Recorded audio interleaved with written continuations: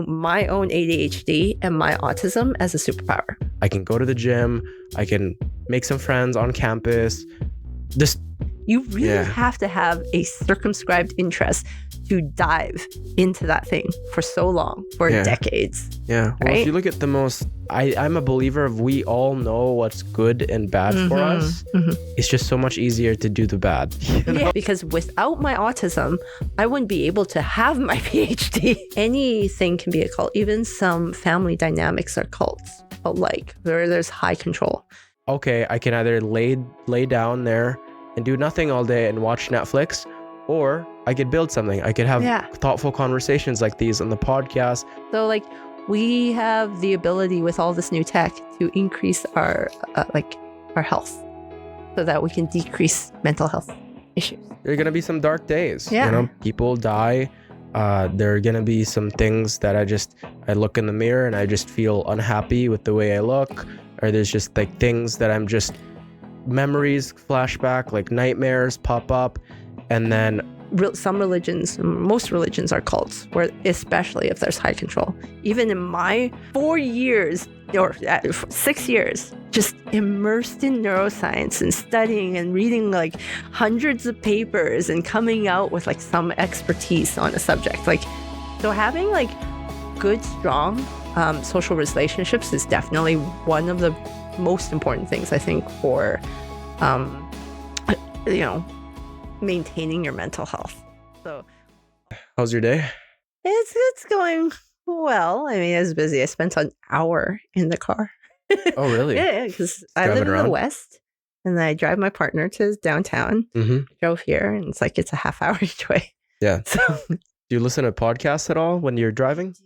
Yeah. Yeah. Which one are your favorite pods? I tend to listen to, like right now I'm on a U.S. politics and economy kick. Right. Yeah. So I'm into I'm centrist, part left, and I'm into like Scott Galloway. Like I don't mind him. I think really. I think he's a little bit sometimes it's a bit crude on the relationship stuff. I don't agree with that, but his economics. I like his philosophy on rejection. Oh yeah, I really like it. Like where as I guess he primarily talks to men, right? He does. Yeah, he does. But he's like, as a man, you should go out there and just be comfortable being rejected. Yes, that's like life. It's gonna be 99% rejection. Because like a lot of men these days, right? I don't know. Some of my friends, they don't ever want to try. Out there when it comes to relationships, right? Because it's a lot on you. Yeah, and that's the thing. I think part of the Scott Galloway's take is specifically to men, which not every woman agrees with some of his takes. Because some of it's like, oh, I don't know if you should try that strategy. That seems very uncomfortable to the woman, but whatever. Yeah. But his economics, because he's a business professor, right? Like he's taught me a lot about that. And the last podcast was with my favorite Ph.D. in economics podcaster / she's an expert in the U.S. economy. She's a Ph.D. She advises, she writes for Bloomberg. She has a podcast. She advises Congress. Like she does everything. Dr. Catherine Ann Edwards. Probably I wish we had someone in Canada who was that knowledgeable about the Canadian economy to tell the masses how it works. Because I learned more about the U.S. economy from her than I do about the Canadian economy overall. Because podcasts are fun. Yeah, that's fair. Yeah. Hopefully yours is being listened to by lots of people. Yeah, hopefully. I mean, from the advice that I've gotten from podcasts that have done it for years is just to never stop. Oh. And even Scott Galloway talks about it, just to keep on going. And if it amalgamates to just nobody listens to it as much, then you at least you built something. And it's yours too. That's the creative process. Not everything is going to be a banger. Yeah. Right? And there are things that are hits, things that are misses. Yeah. And stuff like that. So that's kind of cool. Yeah. I had questions for you, but I'll save that to the end. So from mental health, so from your perspective as a psychology professor, how have student mental health concerns evolved over the past years, especially in a post-academic environment? Oh yeah. So, well, um, I taught before, during, and after COVID, and so I've also been a student back in the 90s and early 2000s, and mental health was way more stigmatized at that point in time. Now I feel like it's changed significantly.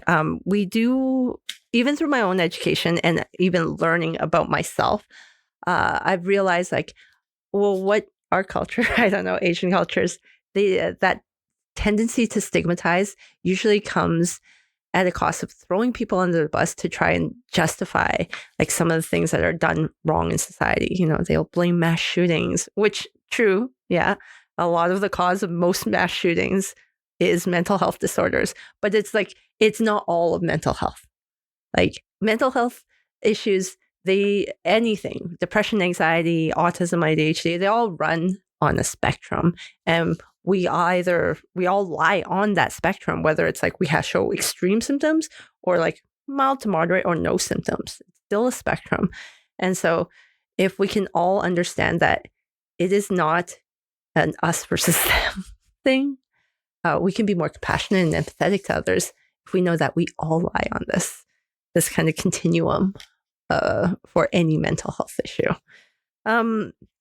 So one of the things that I try to do in my classes, I don't know, you took my class, you could take two, is destigmatize mental health disorders, including traumatic brain injury. That was in neuropsych, and you interviewed Evan, and you interviewed Allison. She was also another student in that course, and I would consider all of them neurodiverse because, you know, Evan had his TBI, and Allison, I can't really say much because that's Allison's story. But she mentioned it, the car hitter. Oh, I didn't realize. Yeah, I forgot about that part. Also, like she shows others. She's very similar to me. Like I have ADHD and I am definitely autistic, right? And my son is diagnosed ADHD and is on medication for it. And like it took years for me to figure out that I even had autism. But when I figured it out, everything fell into place. And it's like, oh, it makes sense now. Like my social life back then, not great. My parenting style. Yeah. Autism and ADHD explains it. Yeah. So. It seems that you're very confident in this sharing this, right? Which is a lot of people, you know, choose to hide that. Did that take some work to do, or? I would definitely say that it helped that I teach psychology, right? Because as you teach, you learn, and you start to put pieces together. And part of destigmatization is kind of showing diversity to people, right? Like one of the main ways of increasing empathy and compassion in just the general population is exposing them to differences in people, right? It's the equivalent of like some small town, you know, child having never seen a colored person before coming into the U of A. Yeah. And then they realize, oh, my parents were wrong about that, you know, or having never met a gay person before. And suddenly they see like a whole ton of like diverse individuals, diverse sexualities, diverse genders. They're like, oh, I think I have to relearn some things, right?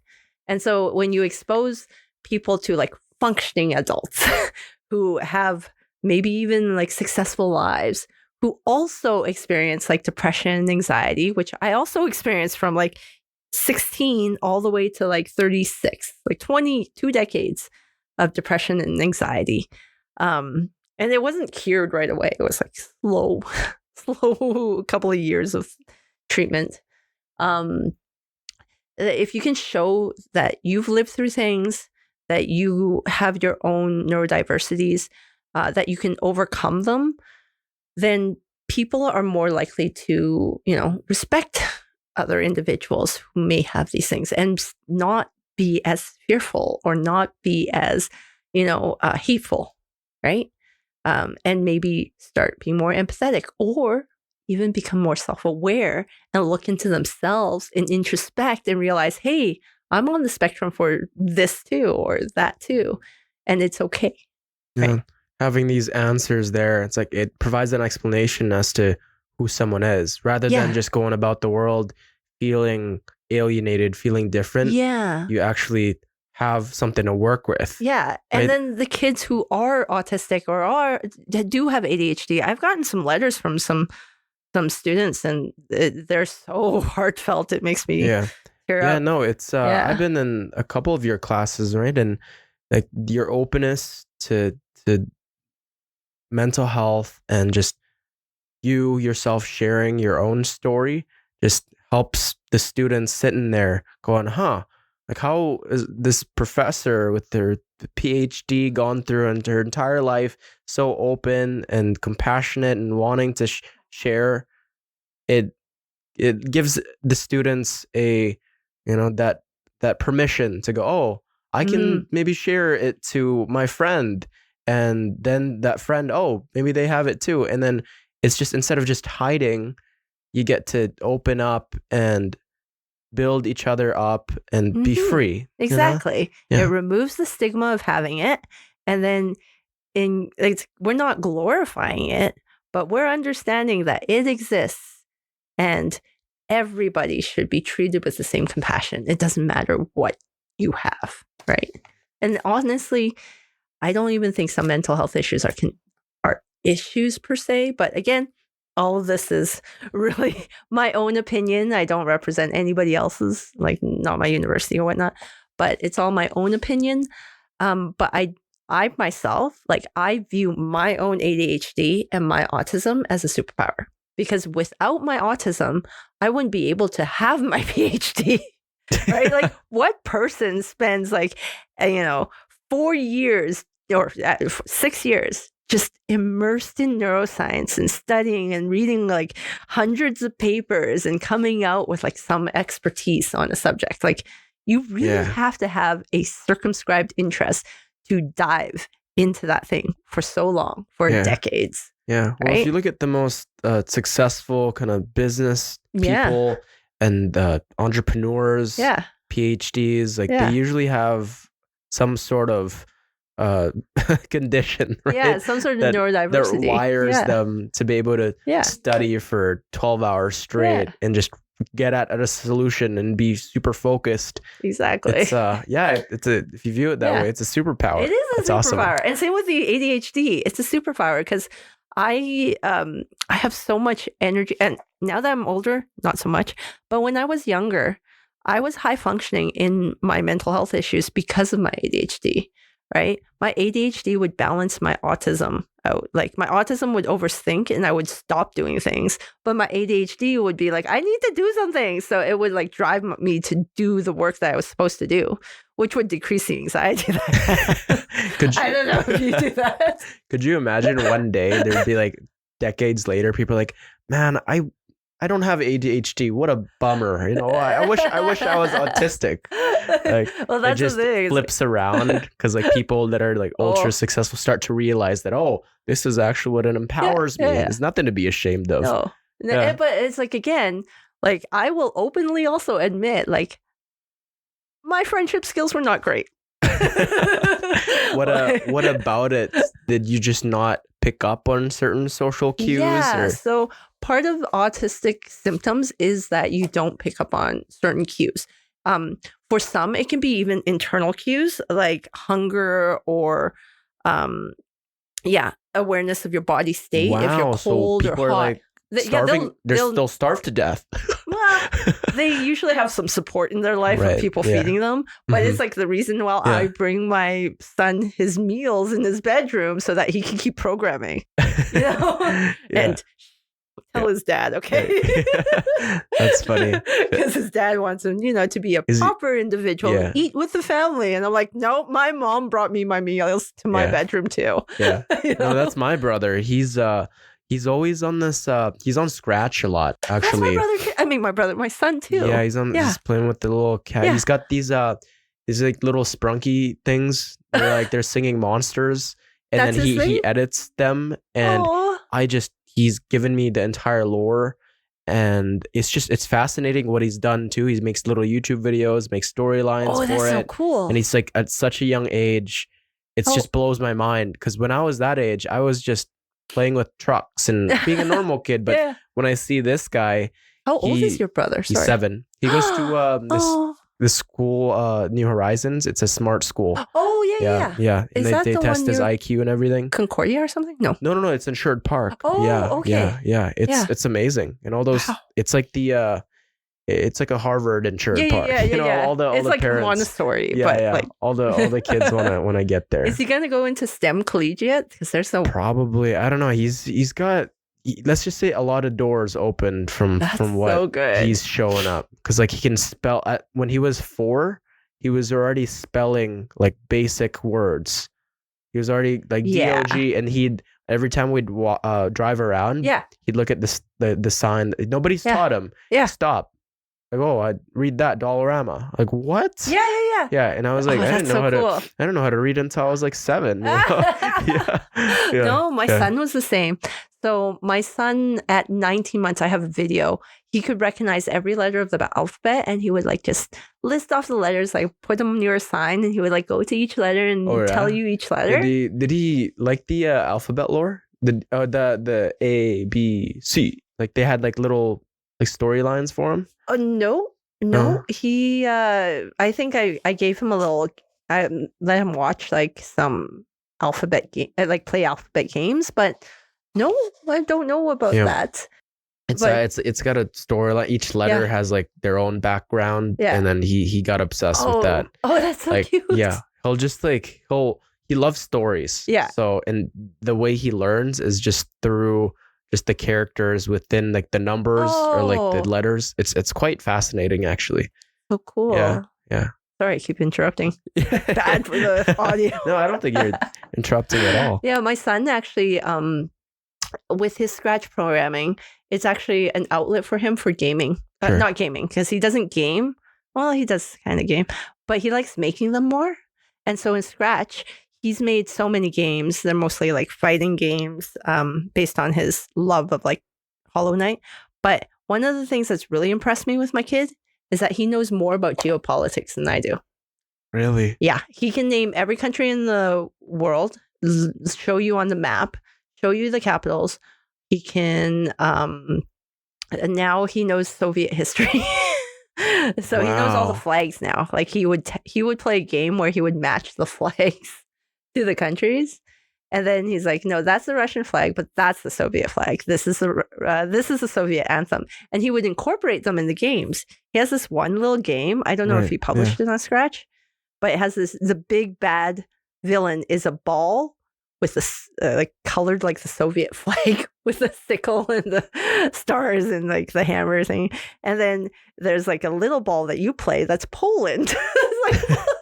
And then like you would shoot out like other countries that were part of the Soviet Union, and that would be like the game is really hilarious because there's Molotov cocktails, there's ballistic missiles, there's like just a whole bunch of like attacks that are very relevant, and then in the background he has like the Kremlin. It's just he knows so much more than we do about this kid needs to start tutoring like university students. He just likes it. That's sorry, awesome. We went off, but that's autism, guys. And like that's high funny. Functioning, low support needs. So what are some of the most effective strategies or habits you've seen students use to maintain their well-being during stressful semesters? So first thing is I forgot to mention that in the change in the mental health system, like mental health environment at like in academics post-pandemic is that we've gotten a lot more accommodations. So one of the ways to help with your mental health issues is one, make sure you're supported in those areas. So if you have like ADHD or anxiety, you might want to get accommodations from the university. I never got these when I was going to university. I didn't actually even know I needed them. But it would have helped a lot with the test anxiety, which I really only got in my 4th year. So it's okay.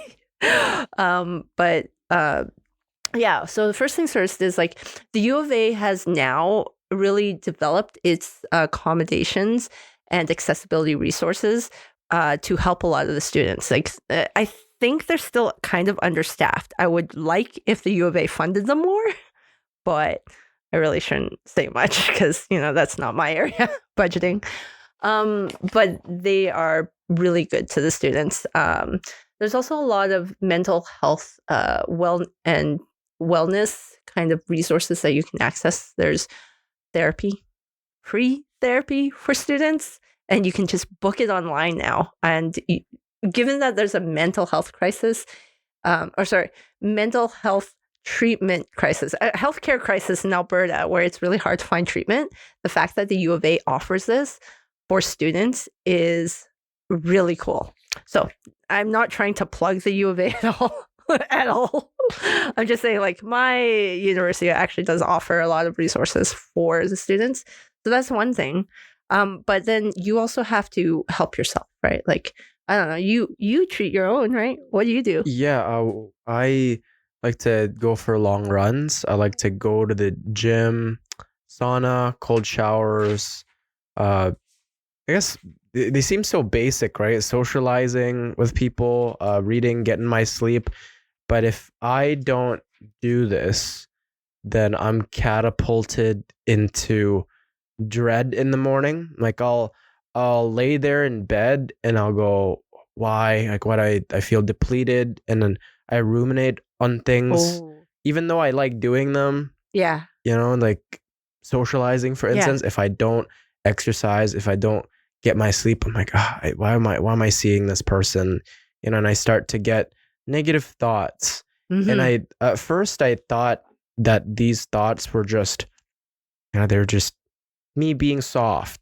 That's just kind of what my dad grew up with. And I went through most of my life, and I thought that way. I just went through it with grit, and I never really told anyone how I was feeling. But then I realized after reading Dopamination by Anna Lemke, just Gabor Mate's books with the body, When the Body Says No, listening to all these health podcasts, that I do have some work inside that needs healing. Yeah. And I'm still not 100% right, and you'll never fully know, right? But with these protocols like that I learned from Andrew Huberman, or just from books that I've read, it's helped me have a stable life, it seems. Yeah, and I can connect, and it's still never going to be 100%, and I've kind of accepted that the days are just, there are going to be some dark days. People die. There are going to be some things that I look in the mirror and I just feel unhappy with the way I look, or there's just like things that I'm just, memories flashback, like nightmares pop up, and then I can either lay down there and do nothing all day and watch Netflix, or I could build something. I could have thoughtful conversations like these on the podcast. I can go to the gym. I can make some friends on campus. I'm a believer of, we all know what's good and bad for us. Mm-hmm. It's just so much easier to do the bad. Yeah, I totally agree. But yeah, so I just follow the 4 pillars that Andrew Huberman suggests, like exercise, sleep, socializing, and sleep. And as long as I get through that, then I can focus on, just fun stuff, like playing with my brother and just, making cute little videos. I don't know. Just trying to live. That's so sweet. That's sweet. Yeah. You help him with the editing? Yeah. What about you? What do you, what protocols do you? I'm glad you asked, because I have a different thing. I learned we're all different. And for some, socializing is very important. And I think aspects of your social environment are very important for like your mental health. But the way that we socialize is going to be different for most people, right? For you, it's like you like to go out, you're extroverted, you go out and make friends and stuff. And I can get drained after like a day of teaching and interacting with students, and I'm like, okay, like sometimes it's refreshing, but most of the times I'm like, I'm done. Right. But as long as I have my partner, like my partner is probably the one I interact with on a daily basis who does refresh me. because we have that close emotional intimacy, and also I feel really safe. So having like good, strong social relationships is definitely one of the most important things, I think, for maintaining your mental health. So also my partner is really like not positive, but we share the same humor, and we're not both like going on a rumination depression spiral. That can also be an issue too. If you hang out with the wrong friends, it can lead you down a dark path. You bond over negativity. Yes, that trauma bonding. And that's not, it's like there's some trauma bonding that's fine, but like if you're constantly ruminating about it, that's not fine. Well, if you find no solutions, like exactly. If all you do is talk about how miserable life is, and you don't complain, how can we fix it? Then you gotta think of solutions to get better. Yeah, exactly. Like there's a point where like having a common enemy is kind of fun, but like at the same time, that's not what you want to talk about like 24/7, right? And then for just like I have to maintain my physical health like you, but I don't like working out on my own. So I find, again, my autistic side has selected 2 or 3 things that I really love doing that are like physical activities. First one is dance, ballet. And you had Allison on. I would say like out of all the dance teachers I've had, she's like the best. Oh, really? Shout out to Allison. Shout out to Allison. Lan. Yeah. No, but she could start her own cult. She has that personality, right? Yeah. But no, she was former professional dancer, and the techniques that she has, like they're from classical ballet, different styles. So she teaches flamenco, but she also shows us the difference between like the other parts of Europe and the Russian ballet. Right. And then I learned so much from her. I'm still sore from Wednesday's class. Oh yeah, you were at her class? Oh, every Wednesday. Wednesday. And maybe every Wednesday, even next in the summer, probably on Wednesdays as well. Because she teaches for City Arts or City of Edmonton. I don't know which one. City of Edmonton City Arts Council or something. They're really cheap. So her classes are so good. But that's because I love ballet. I will even go to the ballet on my own, which is another mental health thing. It's like find those activities. And then I also do aerials. I've been doing that, like circus arts. I've been doing that for like since 2009 when I first got in. Because back then there was only one place you could learn from, and there was a wait list. So when I got on the wait list, I like got into the class. I'm like, I'm holding my spot. I'm not letting anyone in.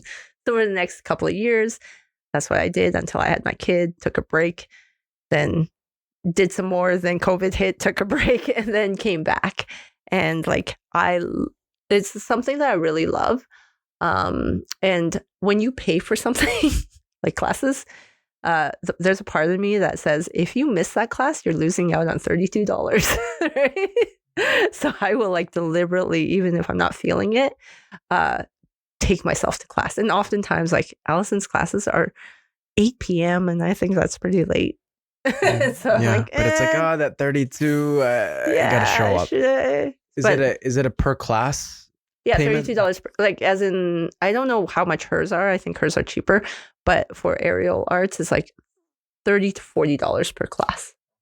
Like I think it's cheap personally because of all the equipment and skills and everything that goes into it, plus the space, and the insurance. Oh, the insurance alone. Oh, but that's because I value it, right? Like I think it's really important to learn new things. I don't like coming out of a class and not having progressed a little. So I'm like constantly trying to progress. I would learn, even if it's like a slight tweak in your body or slight tweak in your technique. You're like, oh yeah, that was different. That was good. That made it better. And then that's probably why you're not so keen on the workouts, like the weightlifting, because it becomes really monotonous after a month. You need that stimulation with the ADHD brain. Exactly. You need to constantly be getting better with each iteration that comes. It's true. I feel like I for mental health, again, like the body is really important because like you said, as like a lot of autistics, not all, but some are very like hypersensitive to like some external things like noise or touch. Like you cut all the tags off your clothing because they bother you, that kind of hypersensitivity. But then you also have like undersensitivity to social cues or lack of sensitivity to your own body cues. I oftentimes forget to eat. So I have Really? My partner has alarms in his phone for like 8 a.m., eat breakfast, 11 a.m., eat lunch, and then 4 p.m., eat dinner so that we have time to prepare it and then eat it. Like he put the alarms in there so that we don't forget to eat. So. Do you go through days sometimes? When I was your age, yeah. Wow. I would like not eat for a couple of days, or sometimes like I would only have the one meal with my parents.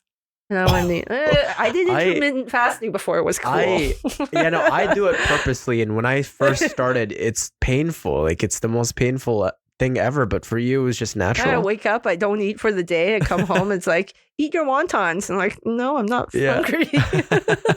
But I heard it increases brain function too. Like being in a fasted state. Oh, yeah. Probably. And anxiety. If you ever take my 371 class, you'll notice that anxiety can increase your learning.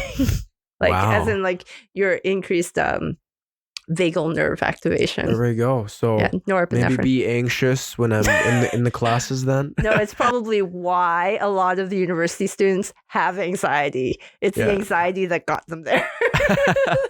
It's like, what am I going to do? All this, need to do that. It's like, Which classes are your favorite ones to teach? I would say, I don't know. I like them all. They all are different. And I'm like teaching a new one now, Stats, Psych 213, which when I taught it at another institution, that was Psych 211. It's the same course.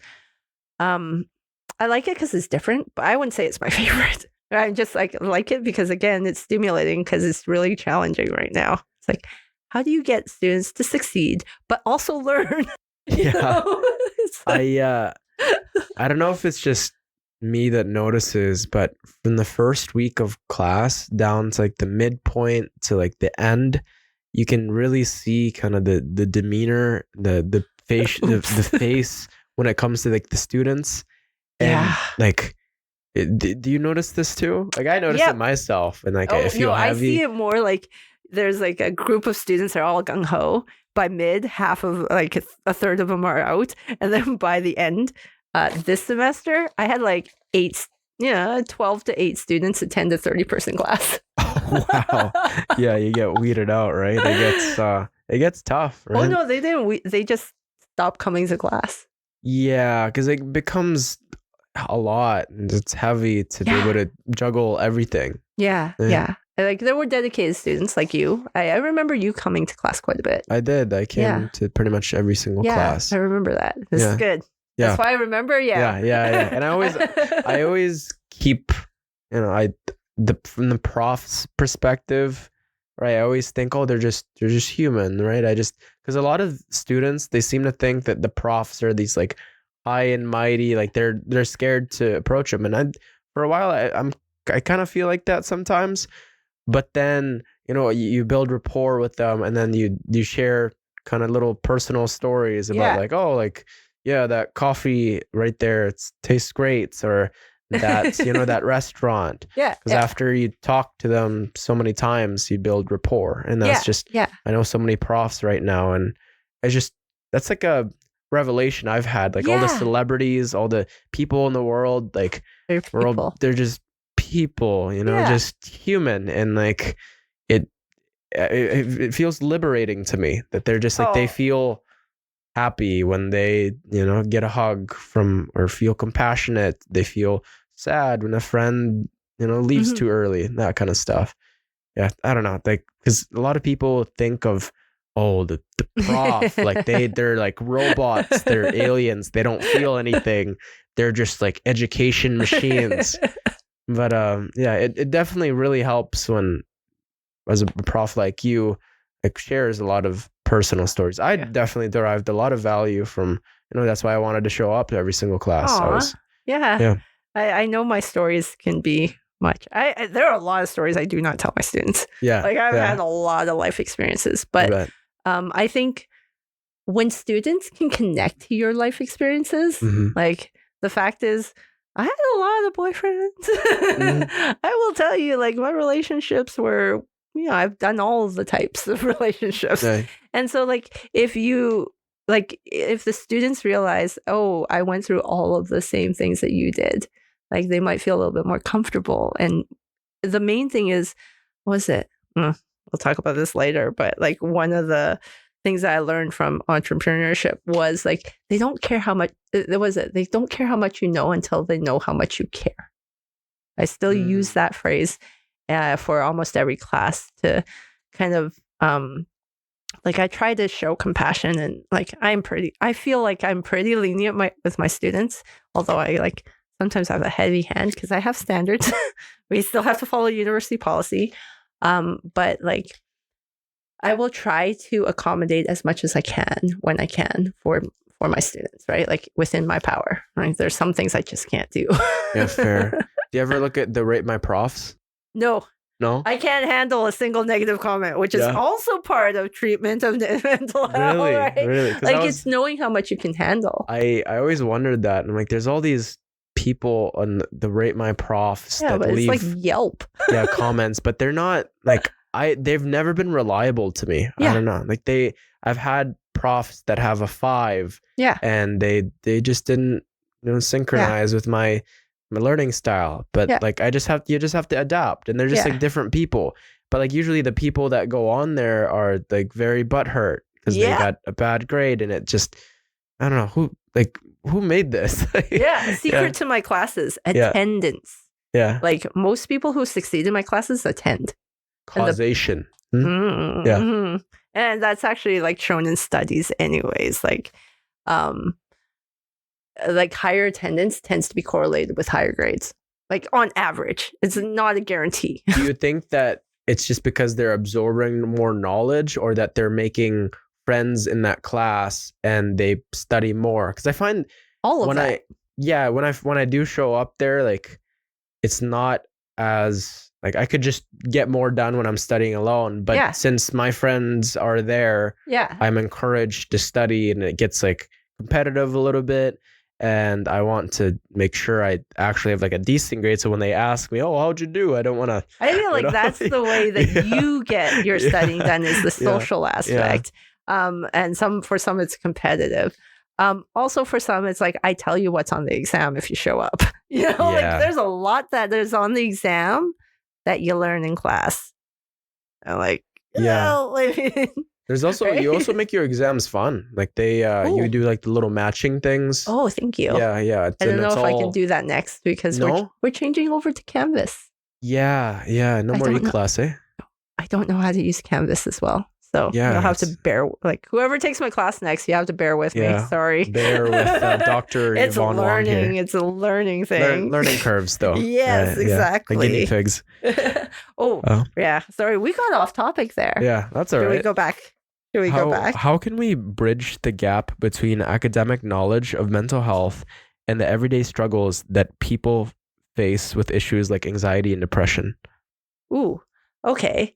So this is neat because I think we've been kind of pushing this the whole podcast is like we've kind of talked about like therapy and stuff, but we kind of have to figure out what causes the mental health issues and what makes it worse and what makes it better.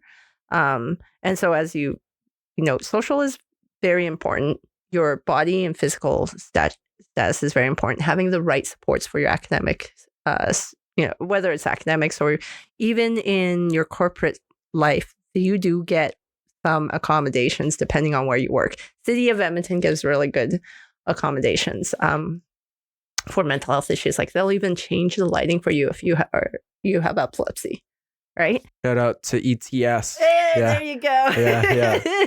Yeah. And then, but overall, it's like the goal of it is to reduce the stress that you experience, because stress can exacerbate mental health issues. So I had, as I said, mental anxiety, severe anxiety and severe depression from ages 16 all the way up to 36ish, maybe longer, maybe shorter, because, time of therapy. I didn't realize that possibly part of the reason I had mental health issues was maybe because of the stressors, right? And there's a link between stressors and mental health. So part of the treatment could be time management, because oftentimes lack of time is a huge stress. For me, that was my main thing. And so by linking what causes those mental health issues, that will help you address your own personal issues with whatever you suffer from. So my anxiety and depression came first. I think it was triggered by, I don't know what, probably triggered by family conflict when I was younger. And then separation. Like, it's very common for parents to get divorced as a separation. So I think that didn't help. And then that triggered it, but I stayed in it. And it is, again, common for you to stay in it for a few years. And most people can come out of a mental health issue episode, depression or anxiety, sometimes naturally, sometimes it takes a lot more time, like for me, 20 years. But 10% don't. 10% of people don't even come out. That's a massive. Yeah. So understanding what makes it worse, what makes it better. And even when you're in those stages, some things can make your status worse. Like, did you know that as you get more educated, the chance of you having depression and anxiety increases? No, I didn't. Yeah, is it just because you ruminate more, you think more? Or is it the stressors? Like I can't say it's causation, right? It's correlation. But like one Nature paper found that, it's about 69% of graduate students have had at least one episode of anxiety or depression. That's more than a quarter of the general population that has has ever had an episode. So like that's almost 70% of grad students have gone through either anxiety or depression. And is that because, one, anxiety, like I said, makes you smarter? Like you retain more information when you're anxious. So is it that grad school selects for people who are highly anxious? Or is it your anxiety made you learn better so that you learn more in grad school? Or is it the stressors of grad school that make you more anxious and depressed? Right? We don't know. It's correlative. And as we teach, it's like, it's not causation, but it's definitely higher rates in more educated people. So, one, I don't think we should stigmatize depression and anxiety. And two, by being able to know like the data, we can better understand how to help it in the real world. I would say like currently there are some issues with the current governance that I'm not really happy with. And they're re-stigmatizing these mental health issues. And they're basically forcing on treatments that are shown to not work, right? So we know what helps with certain things like addictions, right? We know what helps, but we can choose to do them. Like harm reduction is I'm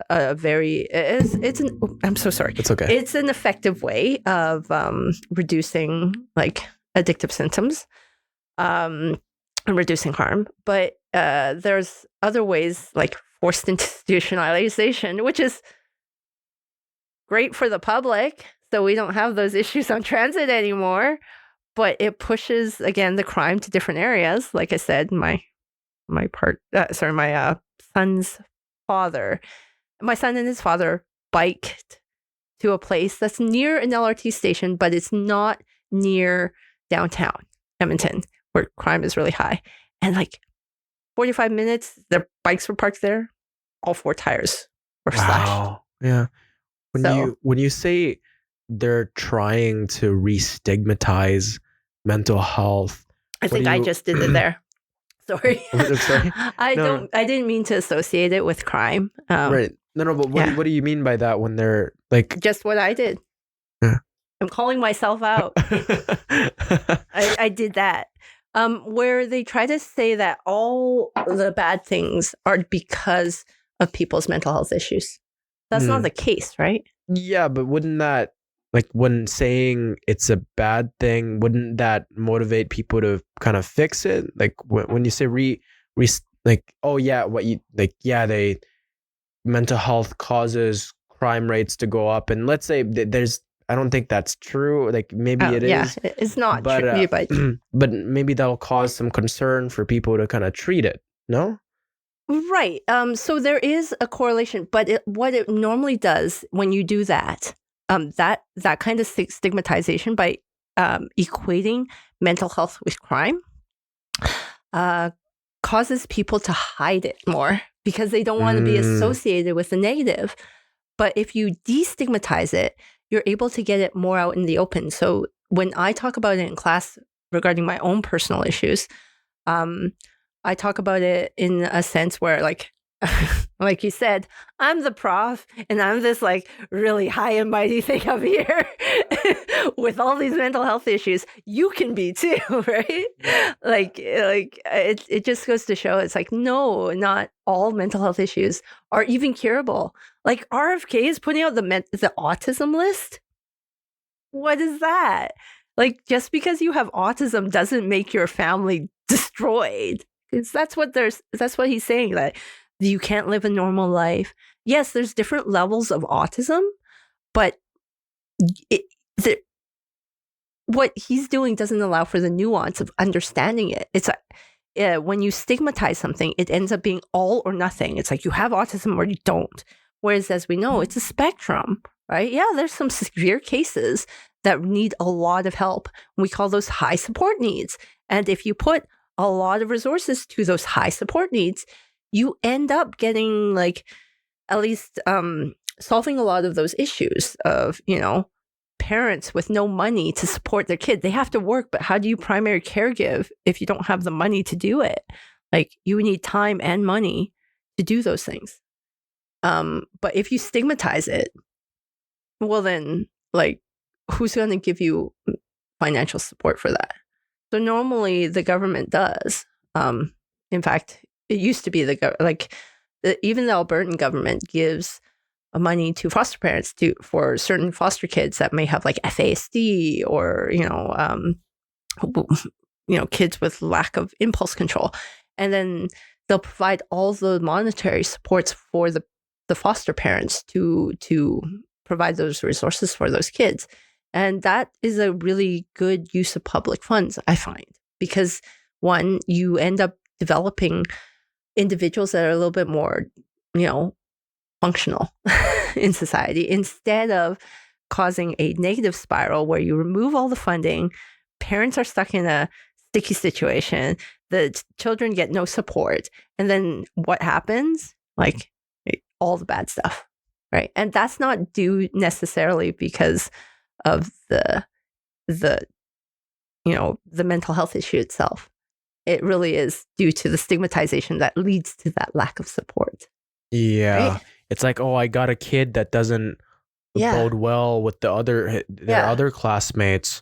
Like, I'm just gonna tell that kid to sit and behave. Yeah. Right. They don't have the resources or the tools because maybe they're busy with work and they just have, they don't have time to go on and do their own research because they gotta go and put food on the table. Yeah. They gotta attend the birthdays, gotta be there for Father's Day or something.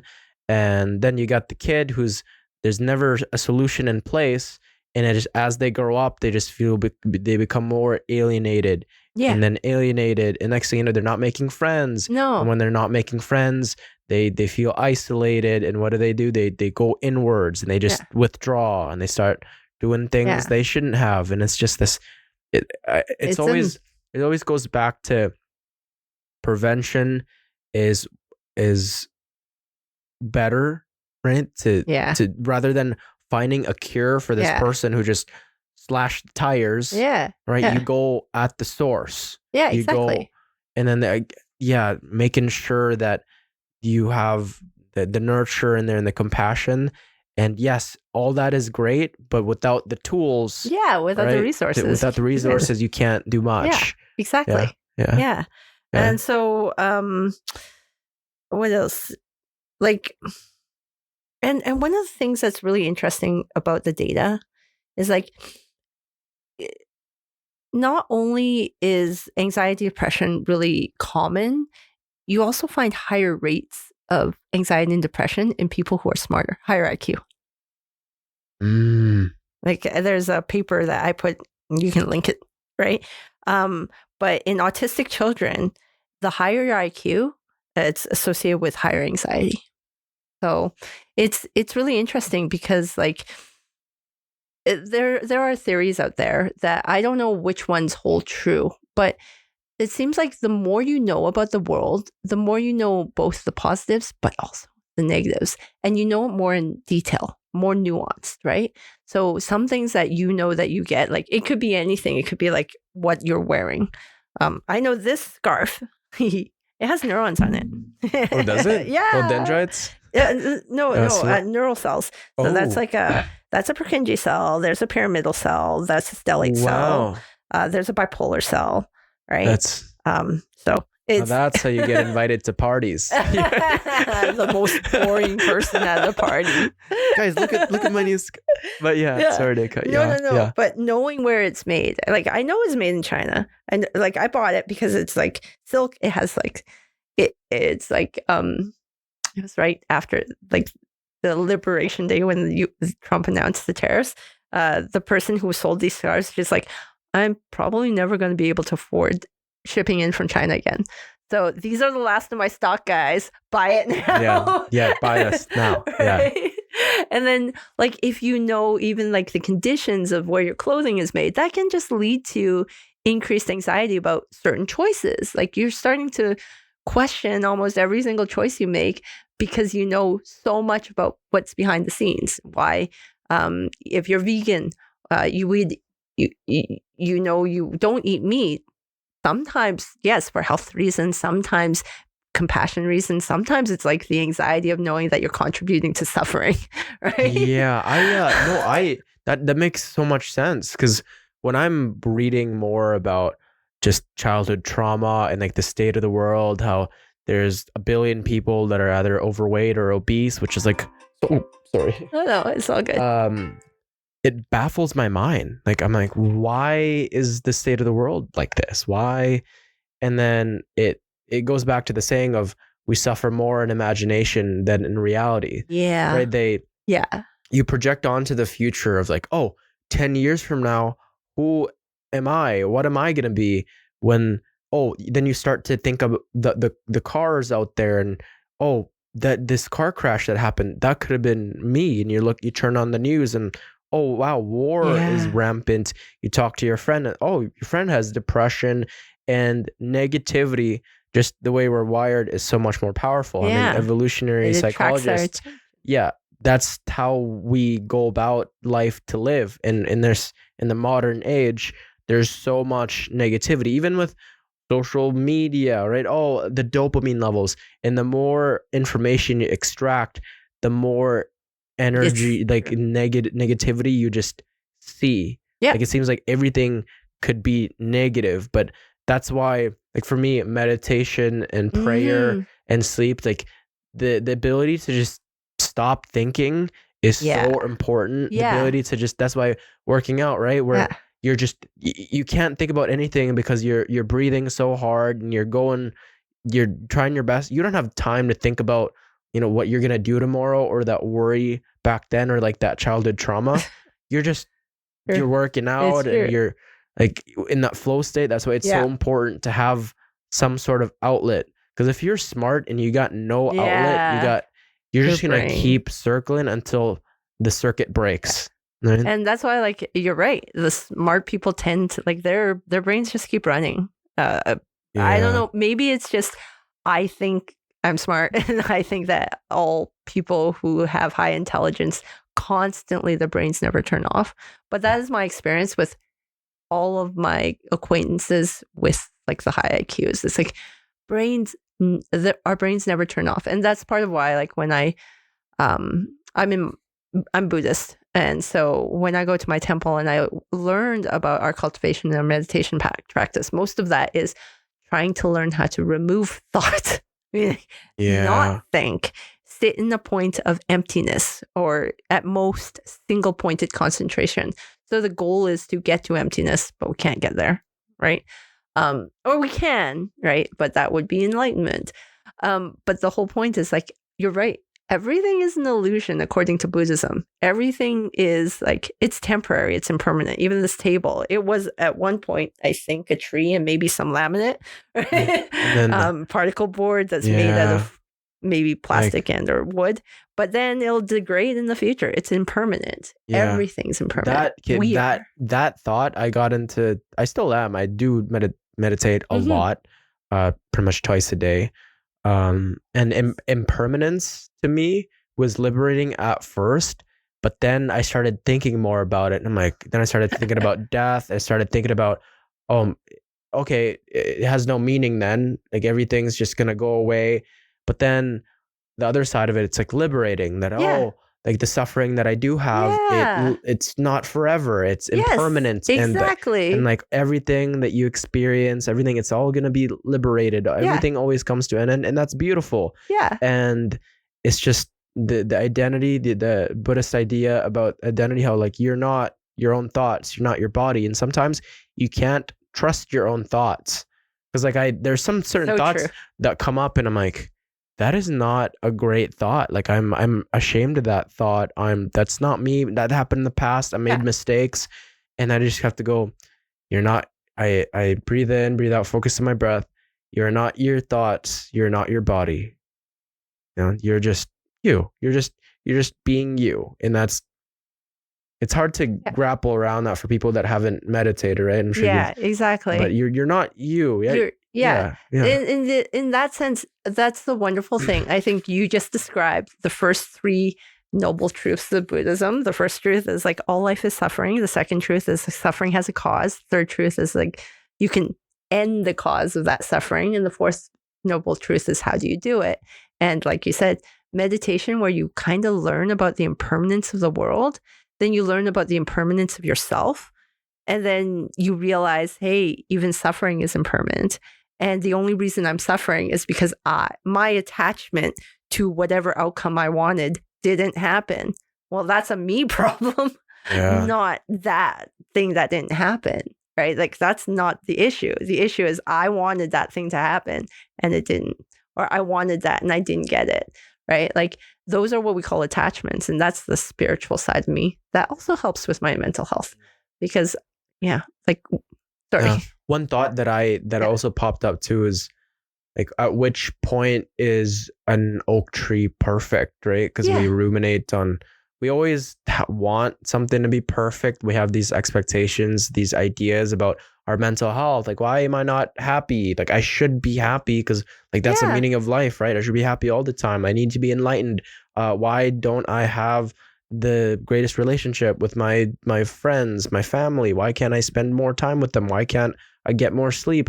And like, no, because like it's never going to be perfect. Because if life was perfect, what's the point? Exactly. Right? It's just going back to we'd be life. In heaven already if we were. Life is suffering.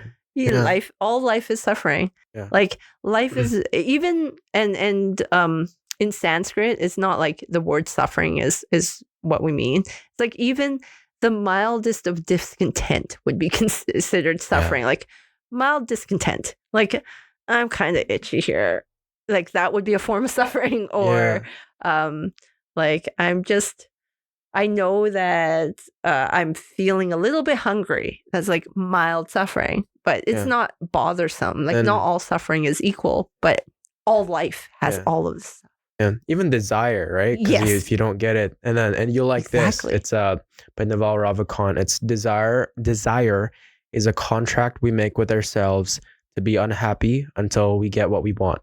Oh, that is neat. I've never heard that quote. And then once we get that, it's on to the next, and then it's on to the next. Yeah. And he's also the same guy that said, like, if you can't be happy with a cup of coffee with a friend, you won't be happy on a yacht. Exactly. It's so true. Yeah, it's like It's 'cause, so like, true. realistically, what we have right now, this is like a utopia. You know what I mean? Like, this is like for majority of the people, it's like being in Canada, being like access to education, access to Yes. clean water, to food, to Healthcare. shelter, healthcare. It's like it's great, It but is. then it's It's nuanced though. There are some things we don't have, and that's Yeah. fine. But the fact is, like, do we really need or want? Like, Yeah. as you said, desire is that attachment that causes the suffering. Yeah. I like that. That's a Yeah, good quote. yeah, I didn't even remember the quote, but I know the. Yeah, I'll send it to you. Okay, Yeah, thank you. That would be Yeah. awesome. So, what recent discoveries in neuroscience do you think have the most potential to transform how we understand cognition or behavior? Well, I guess throughout this whole podcast, you emphasize health, right? Like, I've seen bits of your YouTube, and our health does have a direct correlation with our own thoughts and behaviors. And even with your podcast, a lot of the bro podcasts out there, they kind of focus on like productivity. You like the Huberman podcast as well, right? But there's been a lot of like new research into neuroscience of how not just like, your health your physical health affects your mental health, but also understanding sometimes what you're born with. So you remember no. Do you remember the diathesis stress model? I don't know. Oh no. Bad, because I remember teaching this in Psych 105. No, it's okay. I should have gotten my notes. But the diathesis stress model just says that diathesis, you're born with some stuff, right? Like, you're born with the genetic code for a certain protein expression. And the stress part comes from the external stressors that trigger that particular expression of those proteins. So you might, say, be born with some of the proteins that are expressed that can lead to the onset of schizophrenia. But if you never have a type of stress that can start the production of those proteins, you might never develop schizophrenia. So that's the diathesis part, what you're born with. And now I think the term that we use is called neurodiversity, right? The diverse nature of everyone's brains is what leads to the certain behaviors that we have, or this, like, ours, whether it's manifestation of certain mental health disorders or just, regular everyday behaviors. Some kids, my kid, your brother, good at math, programming, like just seeing certain relationships. Your brother seems to love stories and narratives, and that's like the way that your brother's brain is wired. My son and we both have this weird spatial logistical ability that I didn't realize that not everybody had. But that's our neurodiversity. That's what makes us able to do certain things that other people can't do, like switch up formulas in our heads. We can do that, but not everybody can do it. I didn't know that actually until I started teaching, and I realized, how come some students don't get this? I'm like teaching it the way I would learn it, and it seems very straightforward, right? Yeah, so there's a lot of research that now into this neurodiversity, whether it's autism or ADHD, and the fact that we now know that everybody may manifest different traits makes us, I think it helps us with compassion, with our empathy, associating with others. I know in my classes, ADHD kids take my classes because they know I have ADHD. Right? And they excel in it because I teach them the strategies that I used to use to manage my ADHD so that I could be academically successful. Right? And on top of that, we're developing a whole ton of new technology that helps us investigate like our brain. So even in the early 90s, we had EEG, right? If you remember, that's electroencephalography. That's where you look at the surface electrical output of your brain and these brain waves that you can measure. We've seen it correlate with different states of arousal, like meditation, actually. Meditation, there are apps that you can use with neurofeedback. Like I showed you the Muse headband in class. So you can buy any one of those headbands online. It will measure your brain waves and tell you whether or not you're meditating. The Muse app. Yeah. I know I volunteered when you ask for somebody up front. Yeah. You were really good. You got your brain into like, so one of the things I show is like the app. It's like it's a biomonitoring app that allows me to track all 4 electrodes. So there are 2 up here, 2 on the side for this little headset I got you to wear. And then I told you to like close your eyes and then blink a few times and you'd see the feedback. It's like, okay, that's a motion artifact. And then I got you to like start meditating and you didn't see it because your eyes were closed, but your alpha frequency would go up. And that's how you knew you were going into this calm state of calm wakefulness, right? You're not asleep yet, right? That's when your delta waves would go, the increase in frequency. But you would see like the different frequencies are associated with different states. So these are what we call feedback, like biofeedback devices. They give you feedback about your biology, in this case, your brain. So what we've noticed lately is that with this technology, we can do more research into like sleep and sleep health. And we can see the stages of sleep you go through. And if you don't get like the deepest stages of sleep, how that can impact your physical health. Like my partner has sleep apnea. Snores when he doesn't have his constant, continuous pressure, like air pressure.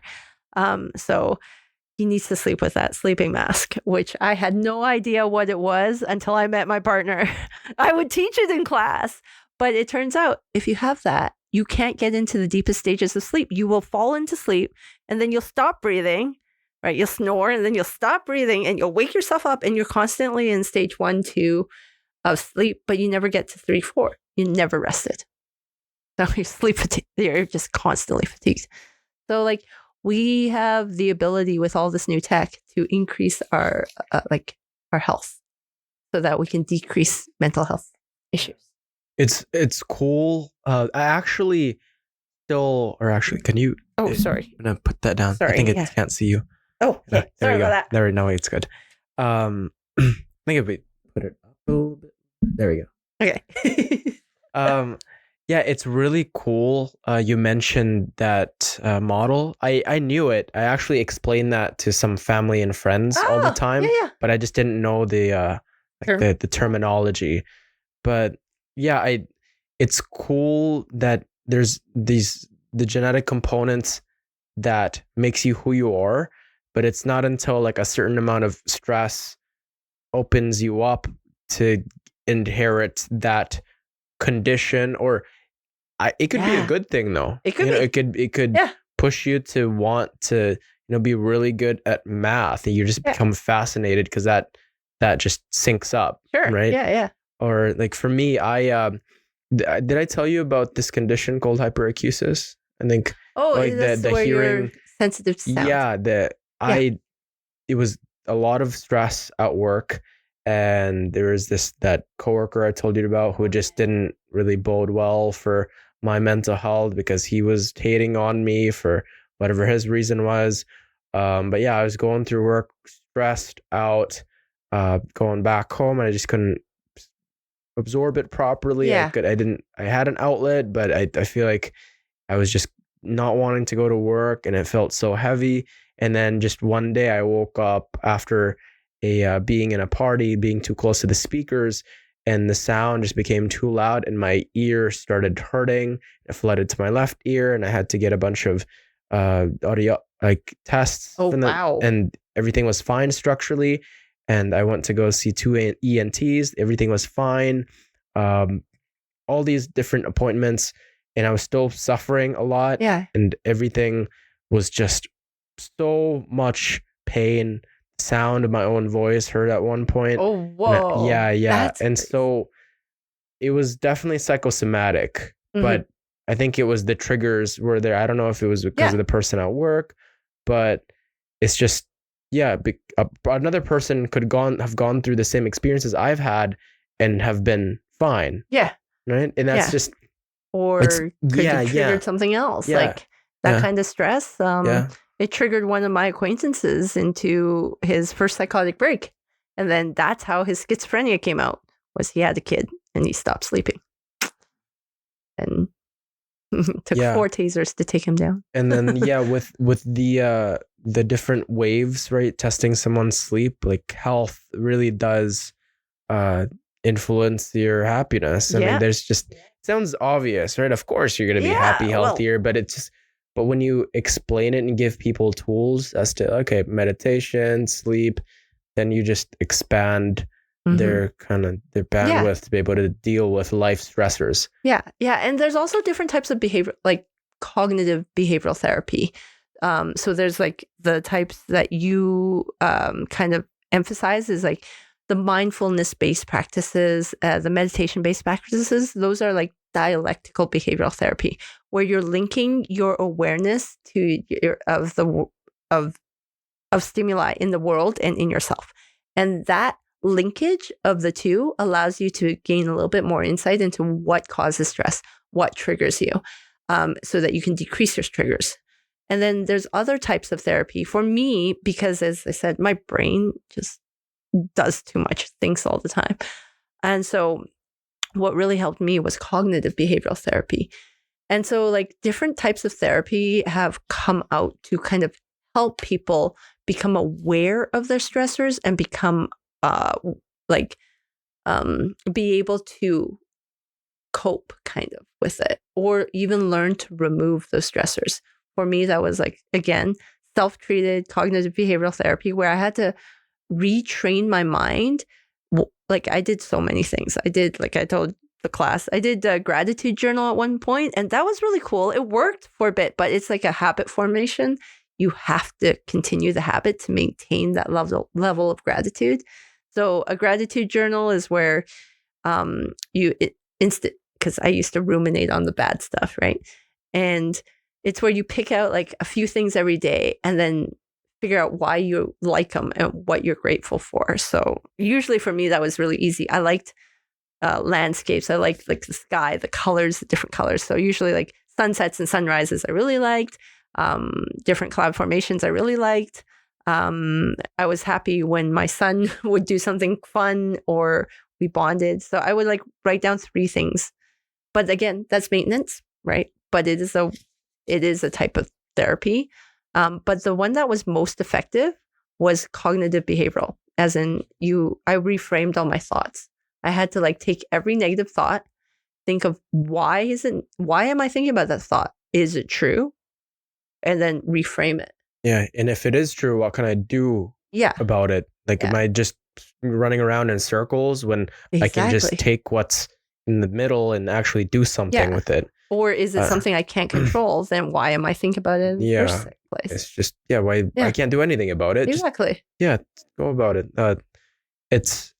I always think about kind of the inverse too, where what would I do to myself if I could make myself the most unhappiest, right? Oh, yeah. And usually it's, okay, always see the negative, never get good sleep at very sporadic times, don't eat healthy, stop seeing friends. And it becomes so like real, like, oh gosh, like there's someone like that in the world. Oh, you know?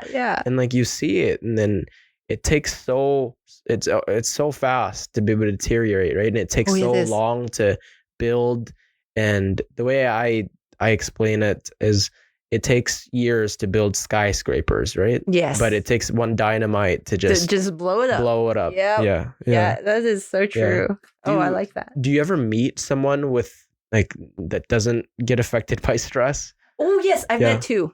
Yeah. Like they just seem like, they just go about life and nothing seems to faze them. Yeah. So one I think was just naturally that way. She was my son's daycare owner. She owned the daycare, after school care. Oh, wow. And it was right. Yes, exactly. With all the stress. All the kids running around. And not only that. Johnny, stop. Get off there. Yeah. Her son and her husband were disabled. I never saw her like unhappy or in the mood. She was always happy. And I don't know if she was ever like, I don't know if, I doubt it would be masking. She would have been so tired. You think she was suppressing it though? No, that's the thing. Because she would have. You could see it on someone's face. Yeah, exactly. Yeah. Like, and because she experienced hardship every day. Like her husband and her son were both, she was a primary caregiver for both of them, and she was running a daycare. Yeah. Like that was the only person I think that I know for sure did not process stress the same way. Then there's like theories that like people who have psychopathic tendencies also don't process stress. And she wasn't one of those. She wasn't one of those. But some that have like no remorse, no regret, and no empathy, like they don't feel that stress because for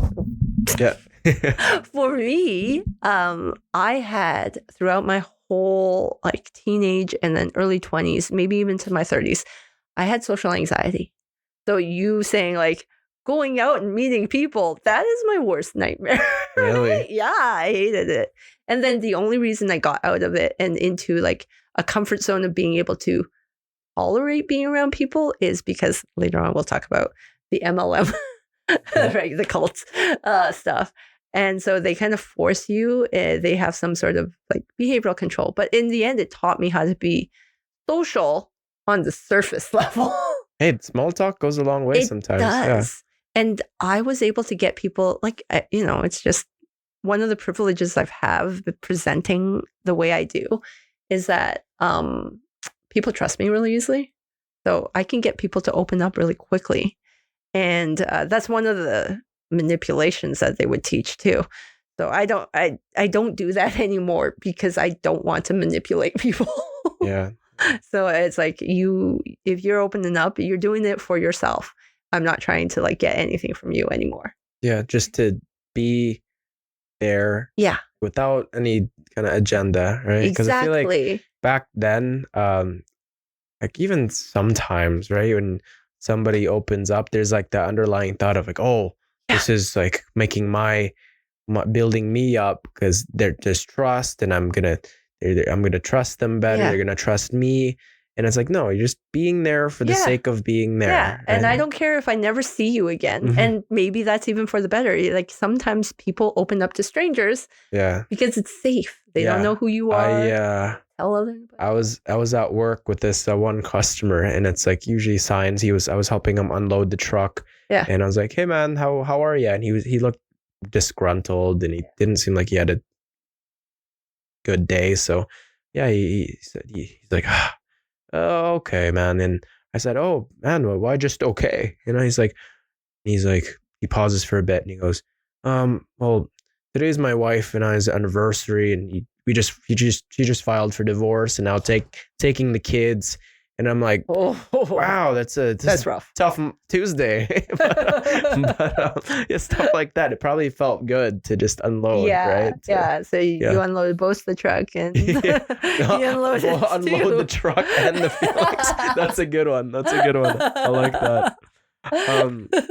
So can you break down how the brain responds to chronic stress and why it's such a critical issue, particularly in younger populations? Yeah. So that's the thing. I think every generation has like chronic stress, right? Like every generation has its own form of stress.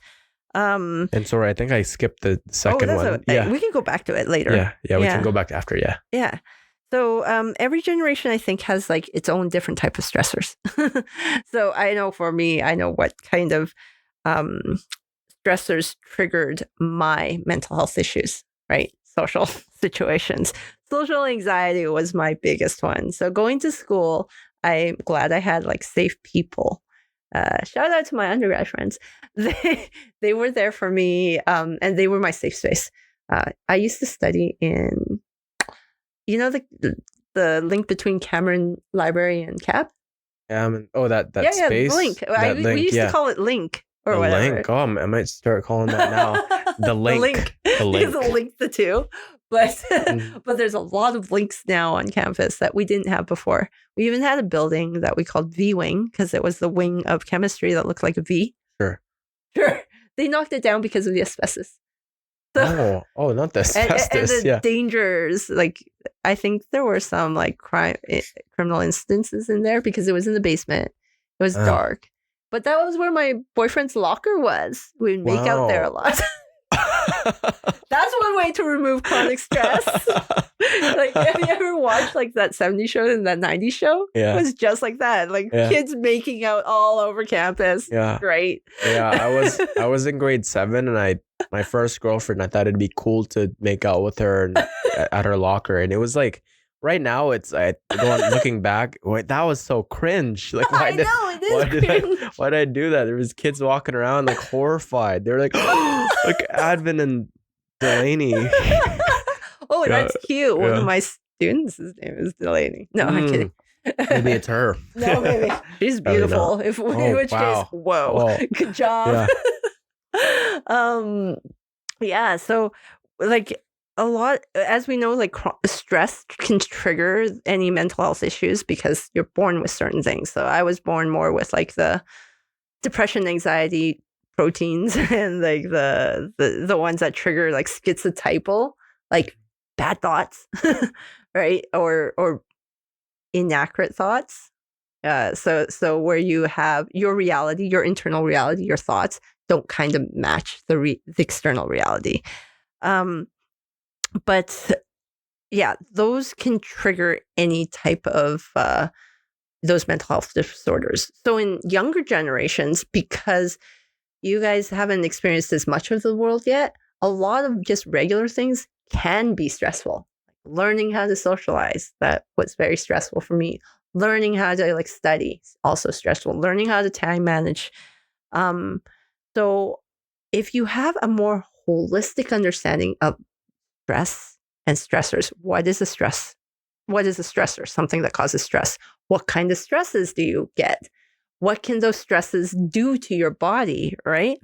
And then understanding the inside, your insides, your internal awareness of your stress state, your autonomic response to stress. So like your sympathetic or parasympathetic response to stress.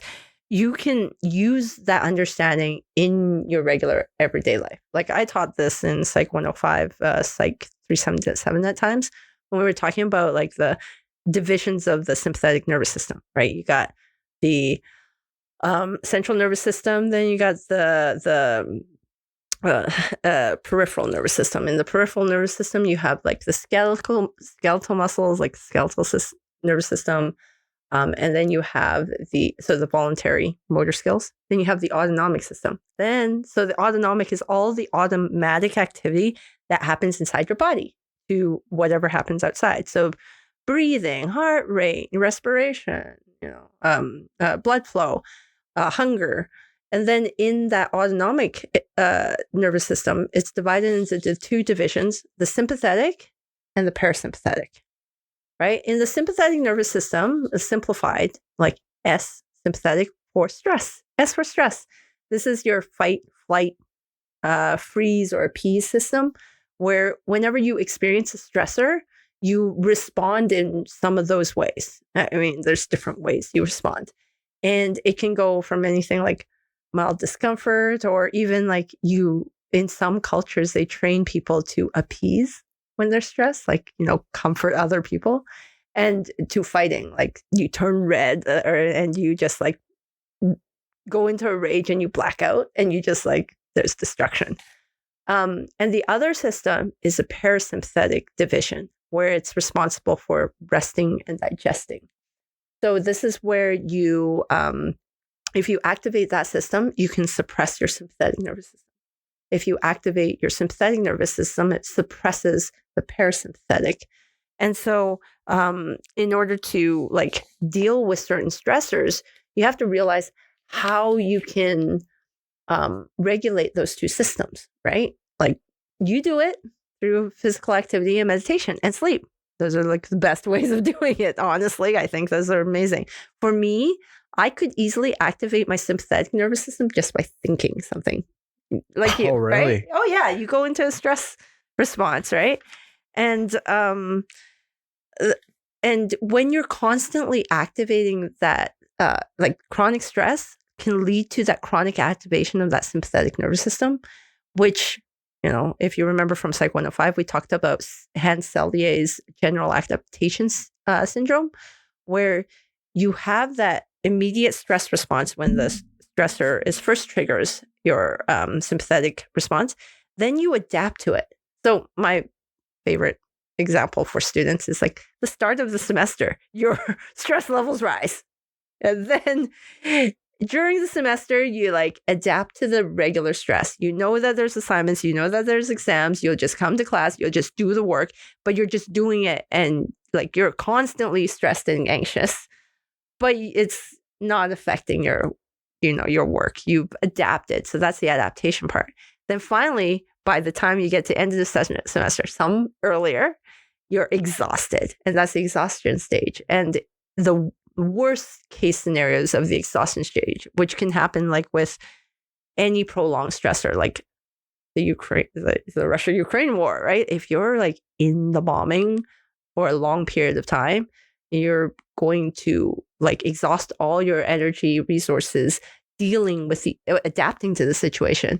Your organs can fail. You can like have immunosuppression, or death is the worst case scenario, right? But like most of us just get sick at the end of the semester, right? Yeah. And so like with chronic stress, you have to know that that's going to take a toll on your body. And based on that, we talked about this before, it's taking a toll on your mind. You're less able to help people. You're actually more cruel. You end up being like irritable with your friends. And that can lead to a deterioration of your social relationships, which are supposed to help you with your mental health. So you can exacerbate into a negative spiral. So one of the things is like for students, for the younger generation, is learn about these things. Education can solve a lot of your problems. Even if you don't use it in your career, you're going to use it in your regular everyday life. You'll use the tricks that you learn in school. Like I learned so many things in school that I apply to this day. And the ANS, the autonomic nervous system divisions, like that, like that's what I apply now. I activate my parasympathetic nervous system by meditation or by breathing exercises or cultivation or being present. And then it decreases my stress response. Yeah, the way I remember the parasympathetic is like a parachute. Yeah. It's like you're like coming down, and then the sympathetic is like going, like dropping out of the plane. Yeah, that's a good analogy. I like that. I never forget it.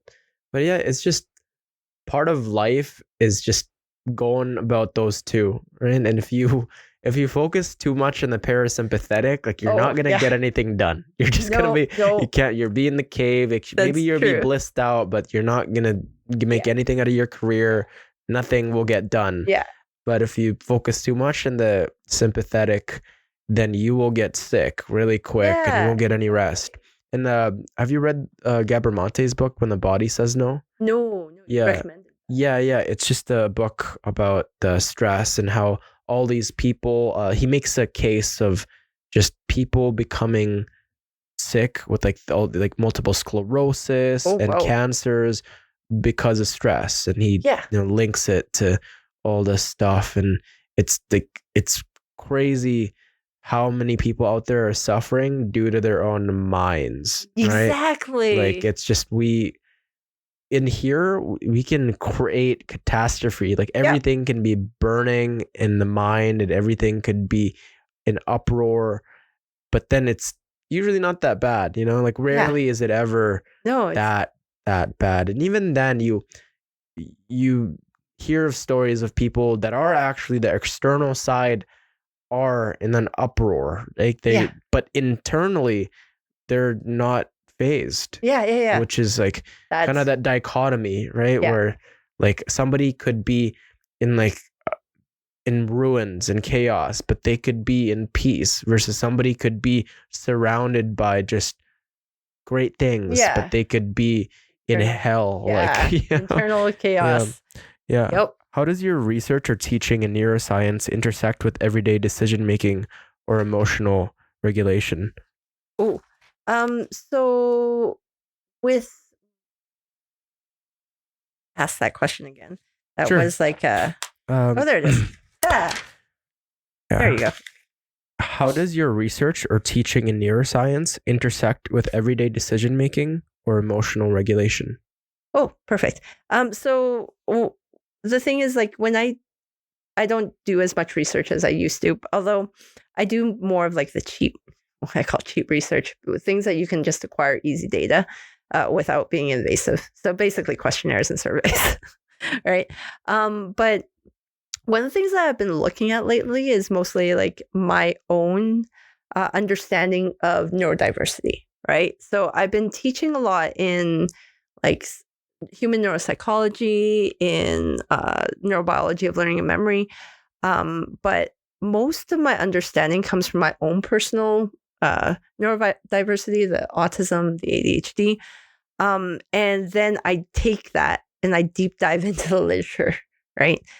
Into that research. And so I really didn't even know I had ADHD until my son was diagnosed with it. And then, when your kid's diagnosed with an illness, you're like, how did I fail? Right? And then I realized, okay, it wasn't a failure. But no, most parents know if there's something that's a little bit different about their kid, even at the earliest stages. When I had my son, right, in 2012, he was so active compared to all the other babies. Like, he just would not let me put him down. At 3 months, he would spend 4 hours in the Jolly Jumper. 4 hours? You're not even supposed to leave him in for 20 minutes. He would cry and scream if I took him out. Yeah. But he was great. Like, he loved the jumping. And it turns out he was like dopamine addiction. This guy's a machine. He was a machine. He still is a machine. Like, that kid. But it also, with ADHD, comes all the other symptoms of like, the attention deficit, the hyperactivity, right? I knew that from 3 months, like, he was just hyperactive, and anybody who carried him could not hold him for longer than like a couple of minutes. Right. He was not. I carried other people's babies. I'm like, how are you so still? And then mine is like wiggly, jumping around, trying to climb everywhere. By the time he was 6 months, he was climbing up and down the stairs. By the time he was like 9 months, he was on the big kid structures in the playground, climbing as high as he could. He was walking, like, first time he saw a pretty girl in Mexico, he walked to her. It's like, that's his first steps at 10 months. Yeah. And so like, we knew he had ADHD, like, we knew there was something different about him. And then by the time he went to daycare, like not pre-K, even before pre-K, he was about 3 or 4 years old. We had to move him from daycare to daycare to daycare because he had behavioral issues. And so he would have trouble transitioning, meaning going from task to task. When he got onto a task and he was focused on it, that could have been the autism, could have been the ADHD. He was hyper-focused. So if you ripped him away from it, he would have temper tantrums. At 3. 2 and 3. And he was getting kicked out of daycares? Really? That must have been tough. Yeah. You were like, were you mad at all at the... No. Like, he was not... Yeah, he was kicked out of the first one. And then the second one was a day home, and he was getting bullied there. And then the third one was with that lady who just didn't experience stress, and she was so good for him. And then his kindergarten teacher said, I've taught thousands of students. He is in the top 1% of activity levels. Like, she didn't say anything. Like, she did not diagnose. But we got a letter from her and other workers, and we took it to the doctor, immediately diagnosed as ADHD once we gave the questionnaires to everybody who can observe him. He was medicated. As night and day, his behavior. So it just turns out, like autistic kids and ADHD kids, there's a delay in frontal development. Pretty simple. It's just like you lack the impulse control. And you see this in FASD as well. Kids who lack impulse control is their underdeveloped frontal cortex. But I didn't realize that it came from somewhere. There's some sort of diathesis that he inherited. And then when I look deeper into it, it's like, oh, I blame the father. I'm like, oh, no, it's totally you. Because you're just like, because his father is active, so active. But it didn't explain the attentional deficits because his dad was high functioning. And then I looked at myself and I realized, oh, when I compare all the symptoms to all the literature, I have those issues of hyperfocus, which again could be the autism, could be the ADHD, of transitional issues. Like I can't pull my, so, we talked about task switching. I don't know, maybe, yeah, we did a little bit in 275 and 377. We talked about task switching, where there's different areas of the brain in the frontal areas that you need to activate to disengage from tasks. I couldn't disengage, and I also had trouble engaging, like starting in tasks. It's like think fast and what's that book? Think Fast and Slow. By Daniel Kahneman. Yeah. And so, in the end, I looked into all of these. I also did the Simon Baron Cohen's Autism Spectrum Questionnaire. That's mostly for adults of kids with autism, and it turns out we all kind of rank on that spectrum, and I ranked really high on the on that spectrum. And that's when I realized, I'm teaching about all these things, but I never really applied it to myself. Maybe I should now. I figured out the depression and anxiety early on in my teaching, but the ADHD I really didn't get until 2012. I didn't really understand. And then linking it with autism and ADHD, it also helps that you see a lot of representatives online model influence. Well, I wouldn't say they're influencers, but they're just examples of people with those disorders online. And you're like, oh, my symptoms match up with your symptoms. I also do the ADHD thing where I go full-fledged into one activity and then I get bored of it. Right? But I get really good at it. And then, so I'll jump from different activities to activities, like hobbies, right? So right now I crochet a lot and I got pretty good at it. And I know I'm going to get bored at it at one point. So just understanding myself then made me understand why I made certain decisions, like buying a lot of yarn for, I spent $90 the other day at Michael's. Right? So it's it makes me understand my decision-making abilities.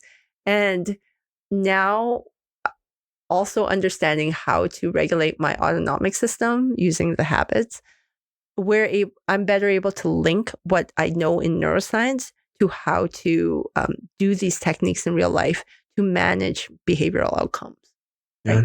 That must be liberating, hey, to finally have answers, because you've gone through all your life prior to that going, why do I just lose passion with this endeavor? I've gotten so good at it. Why don't I just want to do it anymore?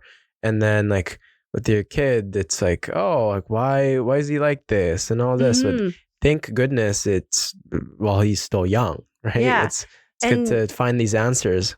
And it's also good for him because I understand him in a way that I let him be himself. I don't necessarily want to force him into any one direction. Yes, I want to train him to be a better individual. I don't want him to be continually rude, but he's just sassy and he is a good person. And so, I think that alone is good enough. But I'm not going to rip him away from his computer if he's spending hours on Scratch, right? Because he's actually creating and doing something and learning these skills that I think are going to help him with his future. Right? Yeah, Scratch. That's your kids on there when they're when they don't have to. Yeah, that's great. Yeah. That's awesome. Or just even the as long as you're optimizing, or when it's just building something. The way I there's people do too much consuming and not as much producing, right? That's usually how I go about it. And I tell my brother, you are a producer. Yeah. Okay. Don't. Yes, you can consume, but not as much as producing. Yeah. Versus I find myself, if I'm consuming too much, I just feel depleted and I feel useless. Yeah. Versus if I'm doing the podcast more, I'm actually building the body, the mind. It's I'm actually, I feel great. Yeah. It's true. You feel more productive. Yeah. And one of the things that I did notice, I was just talking with my partner the other day, is when I was your age, back in the day, it makes me sound so old. I used to have this anxiety about not being productive, right? Like every activity that I was doing, I was like worried it wasn't productive. I should be studying. Like even if I was like watching a movie with my friends, I'm like, I should be studying. Or if I'm eating dinner, it's like, I should be doing this, or I should be cleaning my room. Like this weird anxiety that I had kept me from ever being present. Yeah. And this emphasis on productivity really limited my my activities.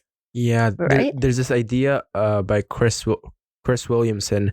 It's called the productivity purgatory, and it's where when you go out, it's at sunlight to increase your cortisol levels when you go out there, so you can enhance your circadian rhythm, put it out and beat. Or when you're socializing, you're making sure you're calming yourself down and feeling more connected, right? Or when you're working out, you're just increasing the endorphins, becoming healthier. It's like everything's for a reason.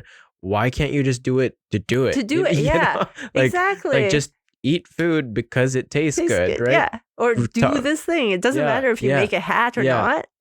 Study because you do want to study, not because for your future, for your knowledge, and because you can use that knowledge. It's like, no, that takes you away from the moment. Yes, it's good to know all these positives about sleep, about cold showers, about sauna, about exercise, but when you put too much emphasis on like the agenda, you go, it's just too much. You're not living anymore. Exactly. And then there's this quote by Alan Watts, when you spend too much time improving your life, you forget to live it. Yes. Yeah. I like that quote. I don't read enough Alan Watts, but well, I don't know. A lot of Buddhists do. But yeah, it's really interesting because like once I learned that being present is actually the source of my own personal happiness, I started learning how to just switch into that mindset a little bit more.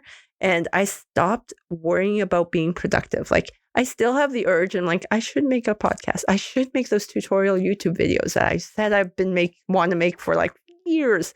It'll be good for my career, blah, blah. But like there was a point in time I just wanted to do it for the sake of doing it. Yeah. And now it's like I'm in that purgatory, that limbo. It's like, well, it's like it's important, but there are other things that I could be doing that actually help my mental health. I find crocheting is one of them. Like it's a type of meditation for me. Like when you're focusing on making something, and even if it's like a useless something, I make a lot of toys and they're pretty useless. I almost consider like garbage. Like I make something cute and it's like, okay, that's nice. I don't want to keep a whole bunch of clutter in the house, so I give them away. But like those decisions that I'm making now are less emphasizing the productivity and more emphasizing my own internal state, my desire to do like things that I feel are good for me. The progress, right? Because most of life, it's all about the progress, and it's 1% of it. It's the reward. Yeah. When you train for a marathon, you spend so much time with the diet, with like running all those weekends. And then when you're actually in the marathon day, you get to the finish line and you're euphoric for a minute, 2 minutes, you get the medal. But if you hated every single moment of the diet, of those early morning runs in the heat and the rain, it's like, why did you have to go do that? You know what I mean? Yeah, exactly. It's like, it's a journey, not the destination. Yeah. And so I've learned that. And I've also learned, like, again, it's not necessarily in my research or teaching of neuroscience, but I've learned that when you, I might have just lost it. Stupid brain. That's all right. I did have one quote I wanted to share with you by Robert Sapolsky, I think. It's dopamine is not the happiness of pursuit, it's the pursuit of happiness. True. Or dopamine is not the pursuit of happiness, it's the happiness of pursuit. Yeah, exactly. It's like the happiness you gain in doing that thing. Well, that's what I was going at. It's like like the reason why I do aerials, the reason why I do dance, like classes, the reason why I crochet is like that mastery. It's the journey of getting better. And when you have a destination and a goal, it kind of like causes this abrupt end. Whereas if you constantly know that you can get better, even at the tiny little things, that is the basis to mastery, I find. And it's not about being better than everybody else, because someone is always going to be better than you. Mm-hmm. It's a matter of being better than yourself, like the day before, right? Yeah. Or last week, Yeah. right? And I find that that's really important to me, is learning about things about myself, learning that, yeah, I'm going to do these things because I like it, not because it's productive. Also, with my autism and ADHD, I have an inability to understand object permanence. If it's out of sight, it literally is out of mind. I will forget about it, including food. Yeah. And so, like, I have learned to make hacks in my life to work on the ADHD, to even take advantage of the ADHD. Like, if I go to my office right now, there are a few things I need to get done. And I used to like really stress out. It's like, oh, what if I forget? What if I forget? These are deadlines. Now I hack my ADHD when I turn on my computer, which is a habit. I have everything open that I need to do the work. Then it's like my ADHD takes over, and it's like, oh, it's there. I better get it done. And then you just do it, and then it's done. And then I also learned like my anxiety lies in procrastination. So when I have things to do and I can't get it done, I spend a lot of energy thinking about it. So this is where the time management skills come in. It's like, if I can't get it done without waiting for someone else, I'll put it in my calendar and to, get that thing, to do the thing when it's available, right? So that I can push it from my mind. So having like these tools, like prospective memory aids, Google Calendar, super helpful. And the other things are like, I don't know if you watch, was it Human Resources or Big Mouth? Human Resources. It's like a cartoon. But there's this logic rock played by Randall Park, one of my favorite Korean American actors. He's so funny. But he's like got this inbox zero type logic. Like he's got this formula for inbox zero, meaning because I get a lot of student emails. And like, how do I deal with like a couple hundred emails a day? Well, I use that technique that he, like, even before he stated it, but I use the technique as like delegate, delete, and like I will do as much as I can in order to get it off my mind. That's the main thing, is to anxiety reduction is my overall goal for everything I do, right? So that I figure out these are what other people would call coping mechanisms, right? Yeah. Strategies. It's cool, all the different iterations you've had, right? Because a couple of years back, you probably didn't have the system. But it's through the little things with every single day, and it's just like reveling in it and like celebrating it too. Because yesterday I wasn't able to answer that email because of this framework, but then I adopted that. Now it's fixed, and then it seems like you've been doing it forever, but you didn't. But again, nothing's ever perfect. Yeah, no, and it's just a lot of reflection that I've done as well. Like when it comes to this podcast, like, I used to never do that little thing. I used to just go right into it without any preamble. I used to not, have a system, not give water. But then as they all build up, right, you just forget that you started from zero. Yeah, exactly. And it's putting conscious awareness to those times where you didn't have it before and going, good job, a little pat in the back. Like, and it makes you more empathetic to people who are starting from nothing and don't have the strategies that you have. Yeah. Right? Like it also makes you a valuable source to them. But sometimes people have to learn through their own, errors or inconveniences. So like, if you're more empathetic with them because you know that you started somewhere, it makes for a better world. You're more compassionate. Yeah. It's not even just like the physicalities of it too. It's about what's inside too, right? Like, how are you viewing this thing? Like the way you we look at it, right? You can't really quantify it because of like things that are physical, right? It's so much easier. Like, oh, I had this amount of emails, I answered this much, Yeah. or I had this amount of work done when it comes to running, when it comes to the exercise. But when it comes to like inside, it's like, like I actually showed up to that class when I didn't want to. Yeah. Or I actually was there for the student, even though I didn't really have the time, but I still made the time and I made it all work. And like I feel like we don't give ourselves enough credit for that. Like, oh, I still did it. I had a really bad morning, but I still got the day done. Yeah. It's a big relief, and tomorrow is gonna be much easier. And I'm going to be more compassionate because I know just how tough life can get.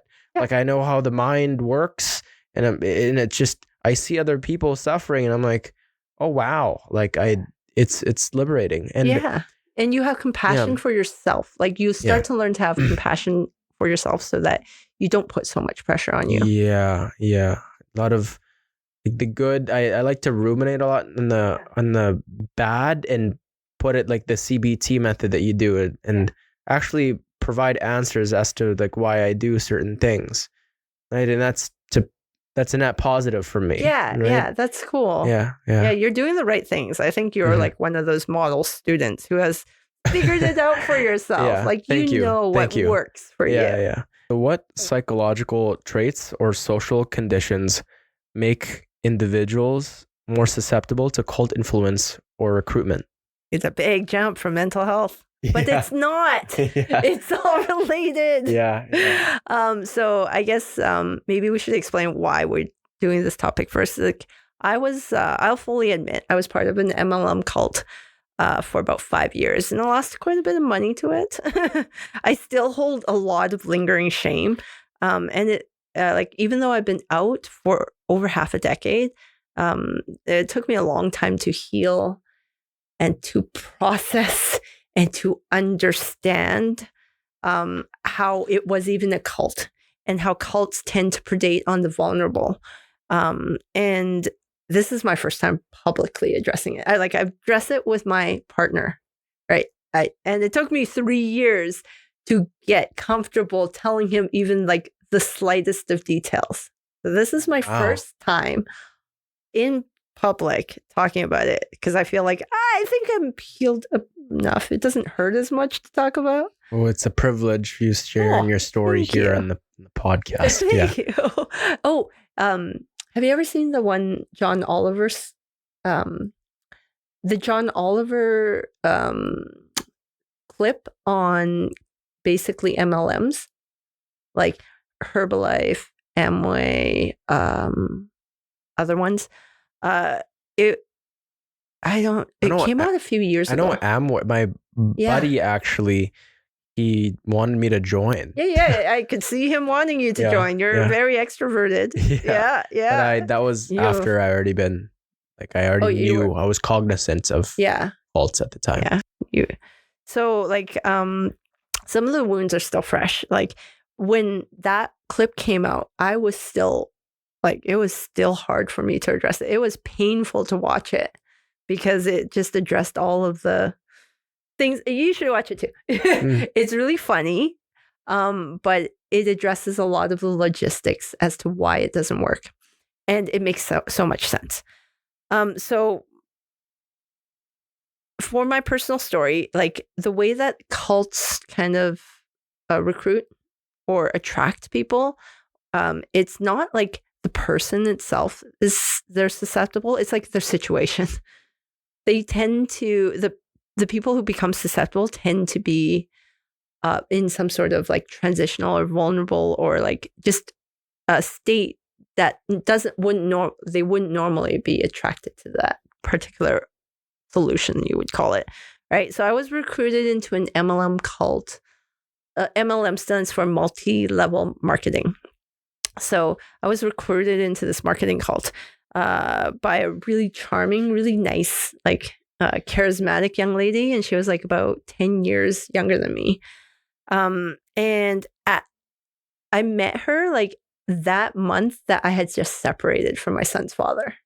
So that's not a great time, right? Like fresh separation, like you're learning about yourself as like a single or a single parent. You have a lot of issues like financial issues, lifestyle, your identity, like everything is in flux at that time. And so she sold me on this like lifestyle that really kind of catered and worked on my insecurities at that time. Because I was coming out of that relationship, whenever you lose something like that, your self-esteem is damaged, your self-worth is damaged. Like you don't know who you are, right? So, and also I still didn't know that I had ADHD or autism, but I knew that I had anxiety and depression. I just didn't know how to deal with it. So I was still in like that kind of mood, like that state. And so I'm this vulnerable state of trying to find myself. And I meet her and she shows you the solution, right? And so this is where you're susceptible. You're looking for any answer, any solution to solve whatever pain and hurt is inside. Yeah. Come into here, you'll find all the answers. And whether it be financial freedom or just following your mojo, like your niche, because you feel lost. Yeah. Can I ask, have you had experiences? I have, yeah. It was a time in my life too where I was very vulnerable. My dad had experienced a job loss, a lot of financial struggle. I was fired from my part-time job at Panda Express. I didn't really know where I was going. I just got out of high school, got back from a trip from one of the best experiences ever. And then post-vacation crash. Yeah. So, and then this person at the bank, I've known him before that. And then we met at the bank. We just, coincidence. He's like, yeah, you should give me his card. And like, yeah, man, you make a lot of money. And so I phoned him and I attended the event. Yeah. And it's just, they hook you. Yeah. It's like the keywords. You're like right out of high school. Oh my God, you're so susceptible. Yeah. Like, because at that point, you don't really know what life is. No, you don't. Right? Yeah. Like as much as high schoolers and teenagers, I think you guys are adults, but like there's a lot of life experiences that do you think it was like a use? I wouldn't say it's a good experience. Do you think it was useful for you? It was great. Now I know what the tactics are for persuasion, and I know if it's too good to be true, it's probably right. Yeah, exactly. Yeah. So that's a lot of when I read a lot of like books on cults afterwards. Like, first, actually, I started with one tell-all kind of free on the internet PDF of a survivor from the exact same cult that I was in, and I read all of their experience, and they went up to this hugely successful level, but they divulged everything about the finances, and it turns out it's all a lie. Like all the money, it just flows up. It's like, it is the American way after all. It's pretty, the 1% make a lot of money. The 99% fund them. Yeah. That was basically pyramid scheme, right? Essentially, MLMs are pretty much pyramid schemes. Most of them are. Yeah. Like, they're legal pyramid schemes, as in they lack the illegality, because they will do things like, you're not allowed to do it this way, but if you add in a distributor component or a customer component, you're allowed to do it. So if it's just a person wholesale buying for themselves and then recruiting other people to wholesale buy for themselves, and it's just self-consumption, that is a pyramid scheme. But if you have customers that make up about 25 to 75% of that, the volume that you run through your business, then it's not a pyramid scheme. Then the customers are part of this but the thing is, like, system, right? Kind of, yeah. A lot of times, like, some MLMs are purely customer-based, customer-driven. some are not. Mhm. Some are based on recruiting new people to do the Yeah. wholesale. Well, if you get volume in, buying. then you're incentivized to get more people too, because more people under you means more money for you. Exactly. And when you're on the top, Yeah. you don't want to quit because you're making so much money. Yes. You know, and like the pyramid, like it's just, It just flows up. and if it becomes big enough, there's just thousands of people making so much money. Yeah. Oh, that's another That's yours, alarm. right? Oh, That's take my your alarm. time. Take your Sorry. time. No worries. I'm going to read. Actually, there's on my alarms at work to take my breaks. Yeah, I just forgot to Smart. take them. No, that's since smart. I didn't want to keep checking my phone for what time it is. But yeah. So where were we? Yeah, it just flows up, hey, and it's just yeah, it's a terrible system, but terrible system for sure. Yeah. But the thing is, like, they want you to pay into it. That's the main thing. Is like you run the volume, you end up funding their lifestyle. But the part that makes it culty is that, like, some cults are worse than others. Like, I spent that one summer reading up on cults after that one book. I actually started with cults because it hurt less than talking about multi-level marketing. So I started with, like, NXIVM. I don't know if you know that guy. That Keith Raniere was this head of NXIVM. It started as this entrepreneurial personal growth, like, cult that ended up being just a sex trafficking operation. The guy was sentenced to 120 years. But mostly because of the racketeering and the sex trafficking charges and the fact that they involved a minor. Otherwise, I don't even know if, like, the actual entrepreneurial money side of the cult, aside from the racketeering, would have gotten him sentenced to anything. So it's the fact that it moved into sex. That's why he got prosecuted. Oh, wow. So if he didn't involve that, he would have just kept going. Bingo. Yeah. And he was, like, raking in millions from the people. So that was interesting because it started off as exactly a multi-level marketing thing, except for it was like marketing on these success courses, kind of like there's those life coaching programs that are also multi-level. Yours multi-level insurance / banking or whatever, not banking, but insurance / investment. Mine was, at least I got products from it. Got good skincare products from mine. Nice. I also learned a lot of, like, entrepreneurial skills, like social skills. I had to work up a social ladder. So now I know how to do social situations without the anxiety, which I think actually helped. And because we'll talk about cults. It brainwashes you because of all of the control. So after NXIVM, I started into serial killers. I read 7 books about Ted Bundy in 1 month. And then I looked at other cults, like the Sarah Lawrence cult, where that was a horrible cult with only students. And there was so much abuse. So after reading all of, like, serial killers, NXIVM, these guys, I started realizing all these cults have, like, the same mentality behind it. Mm-hmm. And I started using I don't know if you've read The Cult of Trump. It's written by Dr. Stephen Hassan. So he used to be part of this one, what's it called? The Moonies? It's like this marriage cult. I think in South Korea. And it's a large cult that matches people together and you get married or something. And he started realizing what were the actual causes of people kind of staying in a cult. And he came up with this really simplified model that I use today. Like, not saying Stephen Hassan doesn't have his own issues, but his BITE model is pretty succinct. It's BITE stands for behavioral, informational, thought, and emotional control. And it's these 4 things that cults have control over people via different methods. So that's the brainwashing side. So the brainwashing that they do is in all of these different strategies, right? So with any cult, you'll have these 4 types of control. And I'll just tell you about mine. my experience.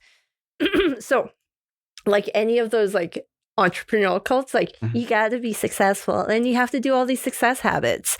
And so that required recruiting people through increasing your socialization skills, right? You had to socialize it with them, and then you would bring them in because you're such a good person, and they would see the person that you edify or glorify as like almost godlike. Which is not good. Worshipping false idol. I'm pretty sure that's like that's a sin, right? Yeah. It is. Yeah. So like they taught you to do all these things, but in order to do them, you had to like prepare yourself to do them. To be successful, you had to do all of these things, which was basically the brainwashing, the bite model. So the behavioral control was you could only talk to the people in your upline. You couldn't even do what's called cross-line. So meaning you would only like take advice or take advice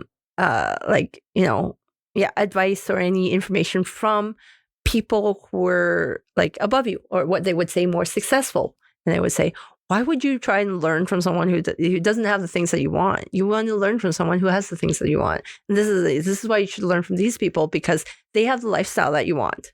And it turns out I even brainwashed myself into thinking I wanted that lifestyle because of like the overexposure to the glorification of that lifestyle. That's the American way. Yeah, well, you think about it, a certain thing, often, eventually, that lie becomes the truth. Yeah, exactly. So that's like, that literally is like remember I talked about, maybe not in your class. Neurons that wire together, fire together? Donald Hebb. Yeah. No, actually, Elizabeth Loftus. She did a she did like the culminating research on like misleading post-event information, what you might call false memories, right? In fact, even in the Ted Bundy book, she was an expert witness for Ted Bundy, saying that the witness was repeating information that was primed or like kind of input into her from the police officers. They were saying Carol DeRanche was lying. She was the only girl who ever escaped Ted Bundy. Wow. Well, there were a few that probably escaped, but she was the only one who was ever caught and then ran away. Everybody else died. Good for her. Yeah. And he never was he was prosecuted for that case, but I think it's because several years later, the investigator actually took his car and took it apart and found her hairs in it. Yeah. There's also a lot of serial killers get a lot of fangirls, hey? Yeah, it's that's crazy. called hybristophilia, where like people really love that aspect. And I even have a little bit of that hybristophilia myself, because why else would I read 7 books on Ted Bundy in a month, right? It's like, it's intriguing. Yeah. But it's this theory that it's like, yeah, he's a psychopath, but he's my psychopath. Yeah. I think it's also why people voted for Donald Trump. It's like, yeah, he's just, It's I heard it once from this evolutionary psychologist that said that back then they could protect you, and yes, when there's somebody that would cause harm, the potential to cause harm, they'd be able to kill them. Yeah, to offset that harm, for sure. And so like a lot of this like control that the cults have over you, every single cult had. The behavioral part, they told you what to do. The informational part, they told you what to listen to, what to read. And there were rules on how you did it. There were like 10 steps for us that every day we had to read 15 minutes from these approved books on the book list. Every day we had to listen to all of our audio sent out by our upline. And that's the informational control, which leads to thought control, because they basically tell you what to think, what to believe. Like coming into the cult, I remember like in my 20s, never wanted to get married, never really wanted kids. I had a kid, but like it wasn't a planned pregnancy. Right. No regrets. But they were glorifying, that traditional nuclear family model where the women are at home and the men are out doing, providing. And I never believed in that. I was never raised with that kind of mentality. Like, I was raised, women can do it all by themselves. We can provide for ourselves. And basically don't choose a man if he's just going to be a detriment to your life, right? But no, we were taught, like in the cult, we were taught all these patriarchal rules that were part of basically the American Christian nationalist movement. It turns out that cult actually has a huge basis in that movement that led to the current U.S. administration, right? That whole Project 2025, it's the same players. But in the end, like, they controlled your behavior, controlled your information, controlled your thought, which led to your controlling your emotions.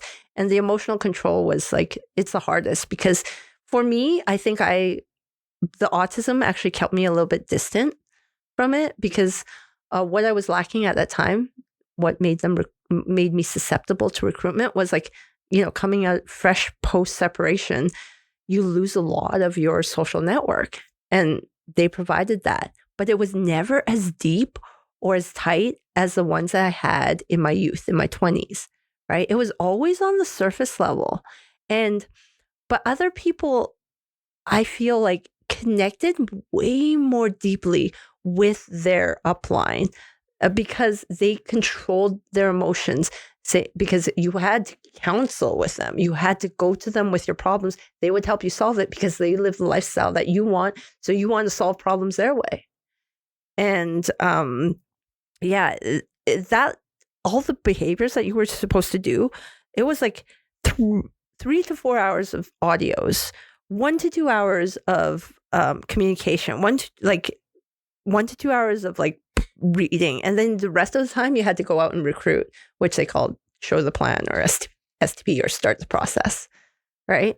So that was a socializing aspect, and if you couldn't do it, there were like steps to doing it. So it's all control. It's high control. And some cults are okay, and some cults are really bad, like the Sarah Lawrence cult. But some are like academic. Some would even say academia is a cult, right? Right? Because it takes a lot of your time. You are required to read the books in order to pass the tests, right? But in the end, it's like you're paying for that education, but the ultimate goal isn't to advance the university, it's to advance yourself. But when the cult ultimate goal is to advance not yourself, not for your own personal growth, not for the people in it, and it's like for more selfish or nefarious or manipulative reasons, that's when the cult is bad. Like, anything can be a cult. Even some family dynamics are cults, like where there's high control. Some religions, most religions are cults, where especially if there's high control. Even in my religion, I try to keep an arm's distance away. It's why I chose an environment where I don't understand the language.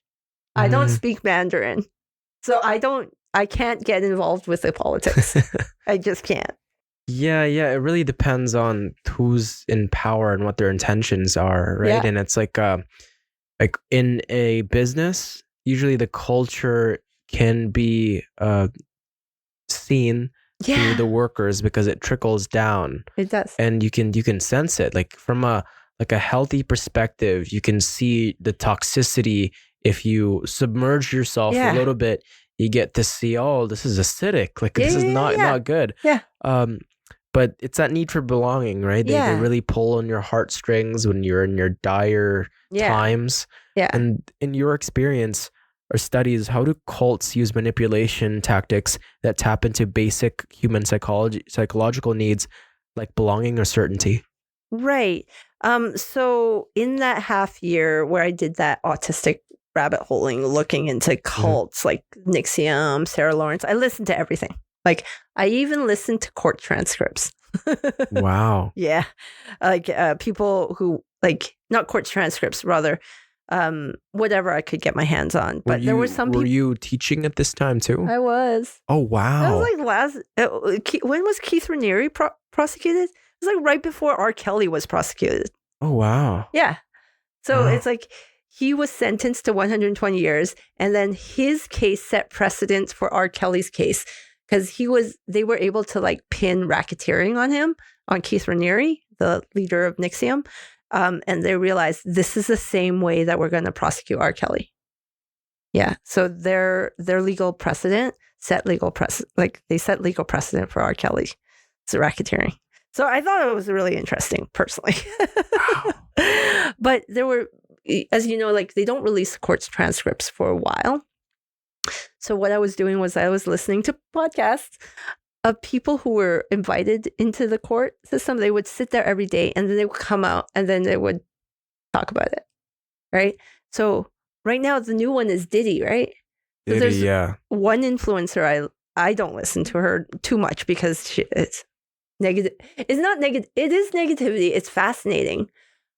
But she does like serial killings and murders and stuff. And like, I can only take so much of that. But she is going into the Diddy courtroom every day and then doing her own podcast, daily updates on Diddy's court trials. So these were the things I would listen to, everything that they remember from that day. They're only allowed to take notes. They're not allowed to bring in their phones. So all of these are from their notes as they're going through the trial. Yeah, listening in. Wow. Yeah. Sorry, that was off topics. But yeah. In that kind of journey, I read a few books. It was very shallow. Like I wasn't really looking into the science of it, but I did look at a lot of documentaries, like the FLDS cult, right? That one Netflix documentary called Keep Sweet, Pray Obey, the Twin Flames cult, the TikTok dance cult, the Mormon Moms cult, the One Taste. These are all like, they are cults, right? And you can tell because I even looked into the Queen. You know that we have a Queen of Canada? We don't. It's a cult. Mm. Yeah. Have you heard of her? Oh, I know, like Queen Elizabeth. No. This was a lady who came out during the freedom convoys, and she developed a following of people who believed that she was the Queen of Canada and sent here by aliens to, it kind of falls apart after that. But she has a following of people. They got an abandoned school donated for their home base, and they're violent. Like they are threatening and violent, and they're set up in a small town in Saskatchewan right now. They're still there. What? Yeah, I know. That's crazy. But all of these people in all these cults, they kind of somehow they're suckered into giving all of their energy, time, resources, mental energy to whoever the leader is, right? And so the manipulation tactics that make them give up all of their energy, time, resources, it does start first with that brainwashing or that inherent belief in that something that can solve your problem. So I guess with the Queen of Canada, this was like just during the pandemic, right? When the truckers were occupying Ottawa and basically creating a disturbance. But there was this whole resistance to public health measures. We're wearing a mask. People still have these ideas today that this is unhealthy for you. Whereas other cultures that are more collective and educated know the public benefits of keeping respiratory viruses to yourself, So when I looked into these, they all had similar cult parallels, right? When you listen to those documentaries, when you listen to the survivors, when you listen to all of the people who escaped, right? They all said that, one, the cults recruited them and preyed on their vulnerabilities. Two, they offered quick solutions, right? Even though they're all lies, they were quick solutions. Like, you don't have enough money? Come join our cult. We'll help you make lots of money. You don't have any friends? Well, we're all friendly here. Don't have enough sex? Join One Taste. That was a literal sex cult. It's like it all preyed on those things. And oftentimes we also stigmatize the people who joined the cults, because we think, oh, they're more stupid, or how could they be so, weak or whatnot. But it's like we're just all people in that time of life that makes us more susceptible to trying to find anything to help us, right? You're in so much pain, trying to reduce that pain. You'll do anything to try to reduce that pain, right? Or you don't have enough friends, or you have no friends. Suddenly you're accepted by this group who, what they're doing is love bombing you. Suddenly you're accepted into this group that loves you unconditionally, and then they take it away. And then this is like one of those narcissistic love tactics where they like breadcrumb you. They'll throw. So after you've been recruited, after you've joined, the love stops. And then they give little bits of love or approval like throughout. I don't know. Did you experience that in yours? Yeah. The love bombing, and then it went stop when you. Well, I wasn't there for very long. It was only like 3 months for me around so there. not even enough. Yeah, like not even and, 3 board plans. But I guess I was still intact, which at that point, I was still kind of aware. I still had friends and family, so I was able to kind of reflect and actually see it for what it is. Yeah. But for people there that I see, usually they don't have much friends. They don't have a stable kind of well-being. They grew up and they've just always been at odds with their parents, with their siblings. Yeah. And it's hard to be able to detach yourself from that because that's all you've got. Exactly. Exactly. It's like, what? I got to start from zero? Like this is all I've got left. So even if, I'm sure there's some of them that know it's BS, right? I'm sure there's some, but it's just that the thought of going about the world, not having anything, not being part of something is just too unbearable that you repeat in your head that this is what I need. This is what I want to do willingly. Eventually it becomes the truth. Yeah. Yeah. And that's true. A lot of times the behavioral control keeps you in there, right? Like I said, I spent most of my time following what they recommended, right? That's the behavioral part. And when you're sucked into it, mostly because like you're desperate, like some cults are pretty innocuous. Like I think it's fine if you're a little girl and you're into like Korean dramas or Korean pop, or you're into Taylor Swift. I think that's pretty innocuous. What makes it bad is when you're coerced by the leader to spend all of your money on them. Like Taylor Swift doesn't force you to buy her concert tickets, but they are really expensive, right? Like that's not so bad, right? But when it starts to limit your exposure to the real world, because a lot of that, the parts of the cult that I was in that made me that manipulated me more was basically isolating me away from friends and family by saying, oh, those are negative people. That you should limit your contact with them because they're going to ruin your life. Or so that's one of those manipulation tactics. Another is like, so they're damaging your life, your relationships. They're also like financially harming you, right? If they're taking a lot of your money and your energy and your time.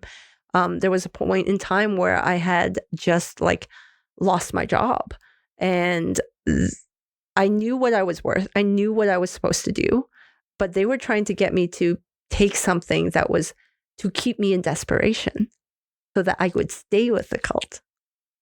So they would send job listings that were entirely like opposite my abilities, right? I mean, if anything, I would rather accept a desk job as a secretary than like an Amazon stalker. I don't have the capacity to do that physically, right? So it's like it was like that. They were deliberately trying to, I think, put you in desperate situations so that you're sucked in and then you're kept in. So those are like more of those manipulative tactics. And then, like you said, it taps into your psychological needs. Like if you remember Maslow's pyramid of needs hierarchy, you have your basic physiological needs at the bottom, which I got myself. I had my job, I could pay for my house and my food. Then it's like safety. Again, I did that myself, like food and water and like safe house to live in, then belonging is kind of where they put in. And then later on, you have to reach your esteem needs and then your self-actualization. If you haven't reached all of that yet, some of these psychological needs are still in flux. You don't know where you're going to get them from. At that time, I was obviously single, right? And they were even trying to control the types of relationships that you would have.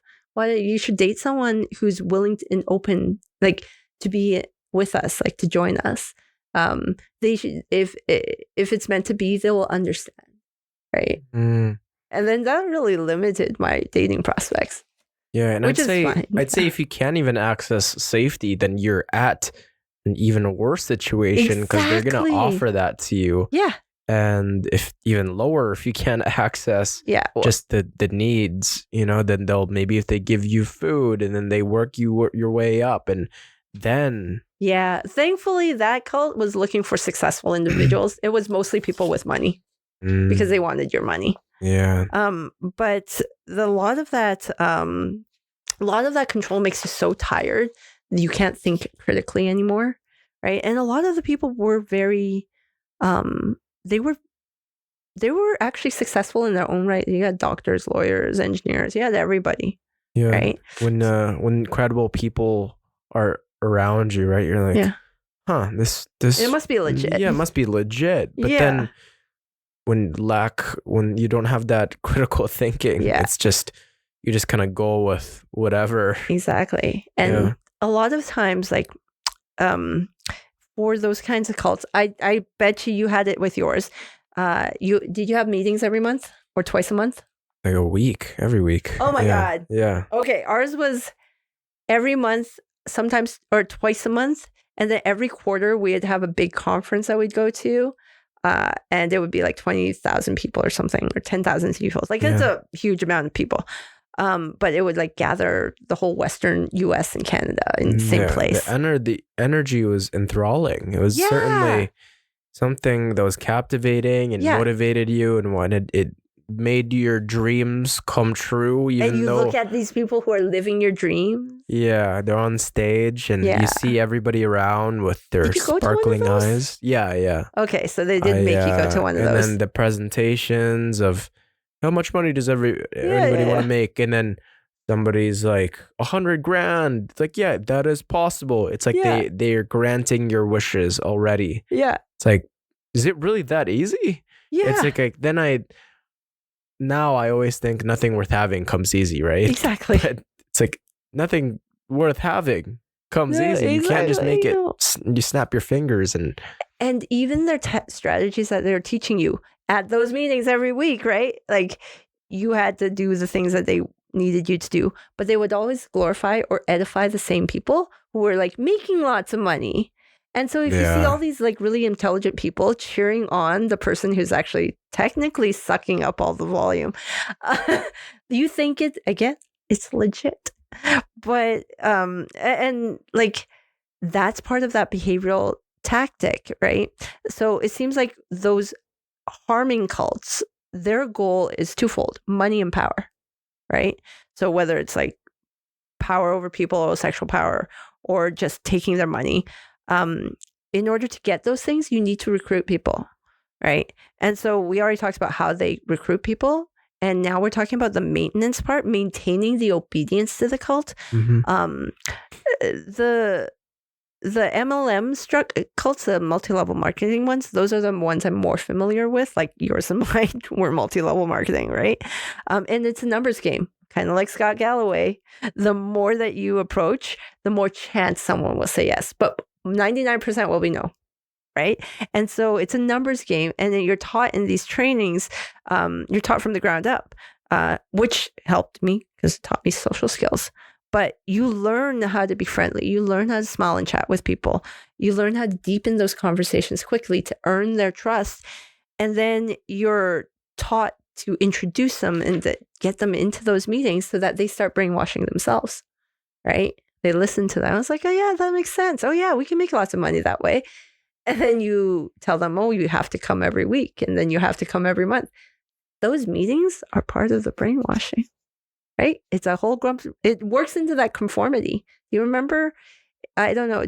Yeah, we took this in Psych 105. Do you remember I did the Solomon Asch demonstration where I got everybody in class to answer the wrong answer, but the same wrong answer? Yeah, no, I remember Yeah. that. Yeah. Were you one of the people who showed up and knew what we were doing? I actually was not there that day, Oh, but okay. I had showed up the next day. Yeah. And I had already read about it. Oh, okay. So I knew what was going on. Yeah. So this was Solomon. So you're one of those good students. I just assume most students don't read. Yeah. Or don't read the textbook beforehand. It's a really popular study. Yeah, yes, it is. So for the listeners, the Solomon Asch conformity study was done in which you had a group of people, which you call Confederates. They were the people who were kind of taught to answer a specific answer, but that was a clearly wrong answer to a question posed. So in class, I made the students match the length of a line to a bunch of target options. So I matched the target line to a bunch of sample options. So if it was like this tall, it would match like A. If it was this tall, it'd match B. If it was this short, it would match C. But I got everybody to answer the wrong answer one step over to the right.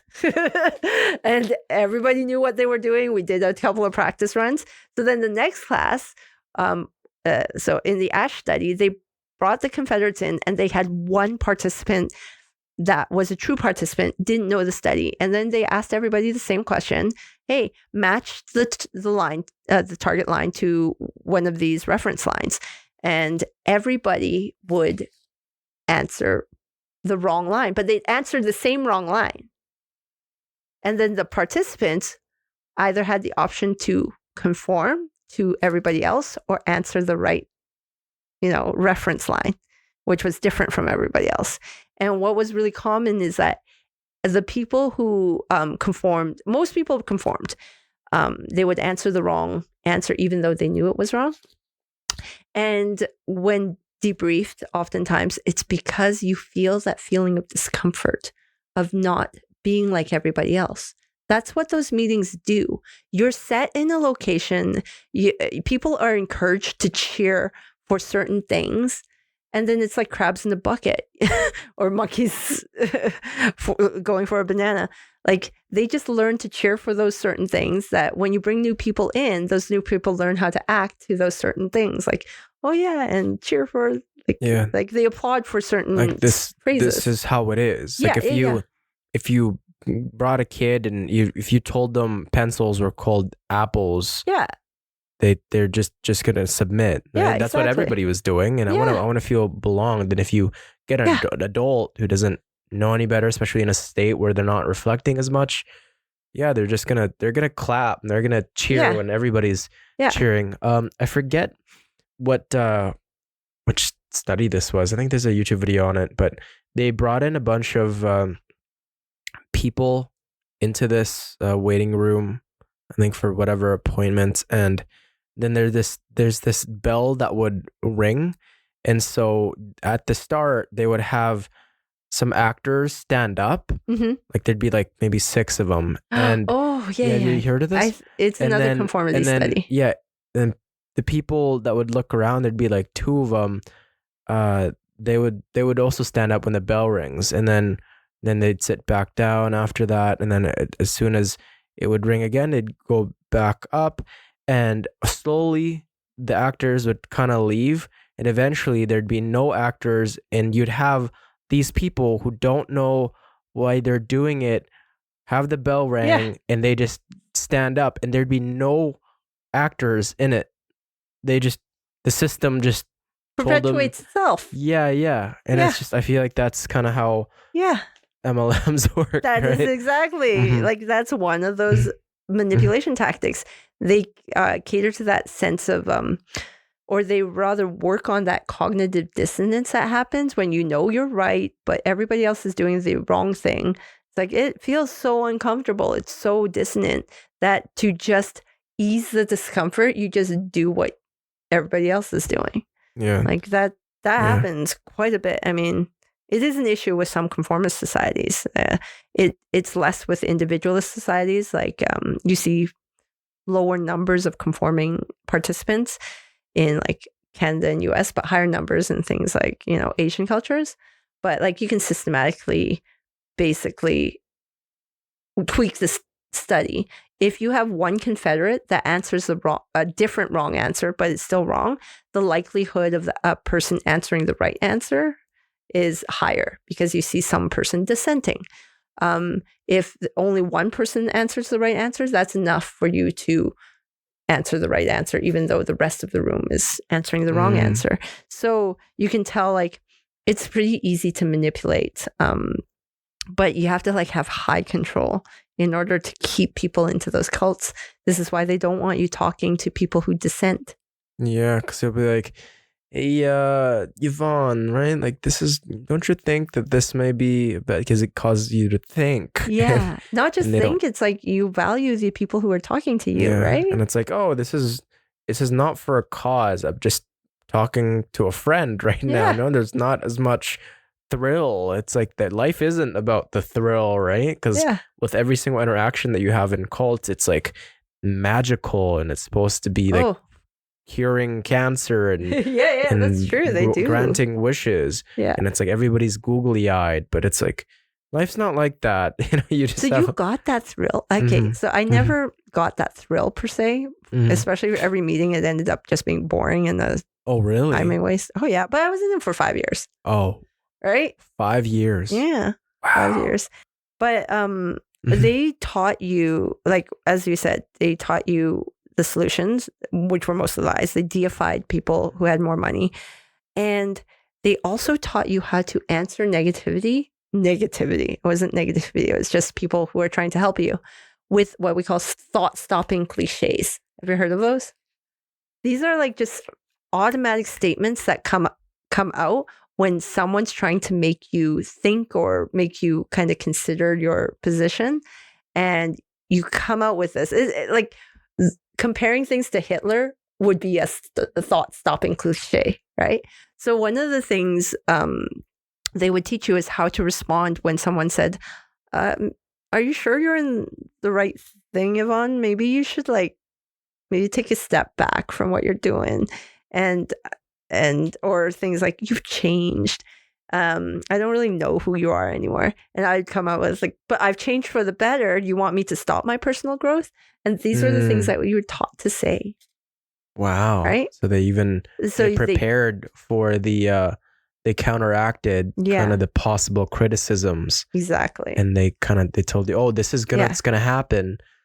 So it's kind of that inoculation theory, right? Where so my goal with your podcast is inoculate people from joining these cults. Expose to a lesser potent form so that the body knows. Exactly. You know, just like a vaccine. Yeah. Just tell you a little bit about what you plan on, like those board plans and whatnot. Like the goal is for you to change your values, to change it so that it matches theirs. Yeah. Everything is like, it's almost like high pressure sales. Yeah. A lot of times. Like you got the twinkly eyes, right? That's like high pressure sales. Yeah. What can understanding the psychology of cults teach us about broader social phenomenon like political radicalization or online echo chambers? Ooh. So, I gotta say, like, the problem right now is, I think, there's a lot of researchers who have their own answers, right? This problem about like cults is slowly being uncovered because there's a lot of really detrimental ones out there. Like this new social phenomenon of political radicalization, this polarization, I think did start a lot with social media. I'm not like anti-social media, but the social media platforms have these algorithms that they polarize you at an incredible rate. If you don't curate it well, it's going to pull you in one direction or another. And then they start separating people into these literally marketing camps, basically trying to target you for ads. And this leads to this huge division in politics, in views, in gender understanding, this idea of woke versus not woke, like just away from the centering of views that happens when you're exposed to people who you're friends with who might have different views than you, right? And the trouble with exposure to too much of it is, again, the thought-stopping cliches, right? It doesn't encourage like natural discourse like this. Like we could start talking about like your God versus my Buddhism. Like there's lots of overlap when we have discussed this before. There's a lot of overlap between different religions, but oftentimes online, it ends up devolving into like fights or name calling. It's like, oh, you believe in that. Yeah. You're in this subset of group, and I can't connect you in any way. Yeah. But like, if you talk to if the same two people met in person, they probably have an all right conversation. You know? Yeah, I agree, because like it's harder to harm a person that you can see. Like the psychological distance is just so much closer, just being in proximity with a real human being. If you remember Stanley Milgram's shock experiment, right? Yeah. They did a systematic like psychological distancing where they looked at how many people would shock a person up to 450 volts, which would be the equivalent of like death, right? Like, but of course it was an actor. People didn't know that. So to alter psychological distance, they would put them in separate rooms where you could only hear them, but you couldn't see them. The likelihood of you going up to 450 volts is higher. Then they put a window in and you could see them. Then it lowers your tendency to shock to the max voltage. And then they put you in the same room with them, lowers the tendency even more. When you were touching them, like, even shielded, it basically went down to almost nothing. Yeah, right? That's why road rage is pretty big. Hey? And that's why people think, oh, it's just like a vehicle. Like, no, there's an actual person. Yeah, there's a person in there. There's a person in there with their entire lives, with their day. They're a mom or a dad. They have kids. Or they're somebody's sister, somebody's brother. It's like, we don't think about that when we can't see them. Exactly. That reminds me of when I get annoyed sometimes with people when they'd cut me off sometimes, or maybe they'd do something, maybe talk on the phone right next to me, and it's disrupting my peace. But my cure to that is asking them how their day is. Aww. And like just having a 3-minute conversation, and then I'm calm.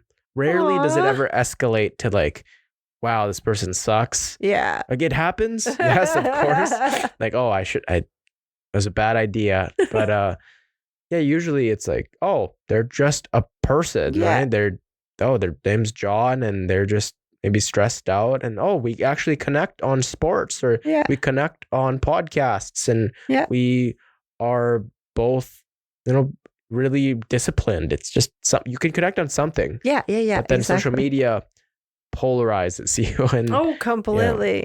And the trouble is, like, social media is its own cult. When you get into your algorithm, that's your cult. Yeah. Right? That's you're just brainwashing yourself with the content that you consume. So this is why it's so important to curate your content, because you don't want to be, self-brainwashing yourself into something that's like, that might not be an ideology that's healthy for society, right? Yeah. Or even healthy for yourself. Like, incels exist, and that itself is a cult. Yeah. I've seen some, like, I went to they used to have a Reddit, and that got taken down rather quickly. And now it's just incel tears in the subreddit. Oh, okay. Now they just like make fun of incels, which actually does not help them. No, it's a different kind of cult. Yeah, no, exactly. Really. Like, the subreddits go crazy. Yeah. But yeah, I do feel for incels. Like, it just sucks that they went this route, where you can go hit the gym, go study somewhere, build yourself up, maybe talk to a woman. Yeah, talk to a woman. Just talk to her as a person. Just live. Then you realize everybody is a person. Yeah. It's tough. But yeah, it's just cults can be seen everywhere, and it can really hijack your mind into just thinking all sorts of stuff. Yeah, exactly. And that's actually part of what, like, we all know that the current U.S. government is now farther right on the political radicalization, like in terms of its the scale of radicalization, than Republicans of the past. Right? It's just it's not Republican anymore. Like I'll be honest, if I was to look at the values of a 1950s Republican, I probably would mesh on quite a few, not all, because again, I have a lot of Asian values that really contradict a lot of the American individualist values. But like I can see the good parts, whereas I feel like now a lot of the polarization and political radicalization is like playing off the suffering of the people, and it's because they're suffering that they are trying to like do cruel acts on other people. But thankfully, as we saw this Saturday, the No King's Day, like, I don't know what the actual number, I've seen like numbers from 4 to 5 million all the way up to like 14 million or 12 million people protested on No King's Day against, the mass deportations and all that stuff. And you can tell that most people aren't part of the MAGA cult. Most are not. Only about 30% are. But those 30% are so loud and so powerful right now that they control a lot of the media. They control a lot of the social media. They control a lot of the narrative. And that itself is very concerning because that's what people consume, right? Is the social media. And if you can't have that kind of freedom of speech, where you're actually starting to censor like U.S. senators from asking questions, you're going to further cause harm to your society. You're going to just cut it off at the kneecaps.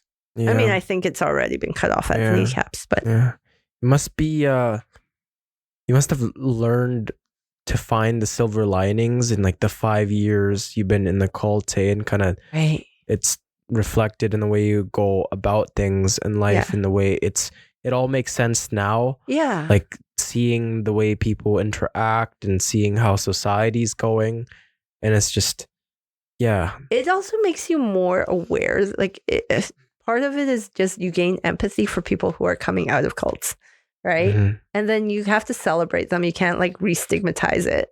You can't make them feel bad for coming out of a cult. Like I watch a lot of like, I watch some talks by former white supremacists.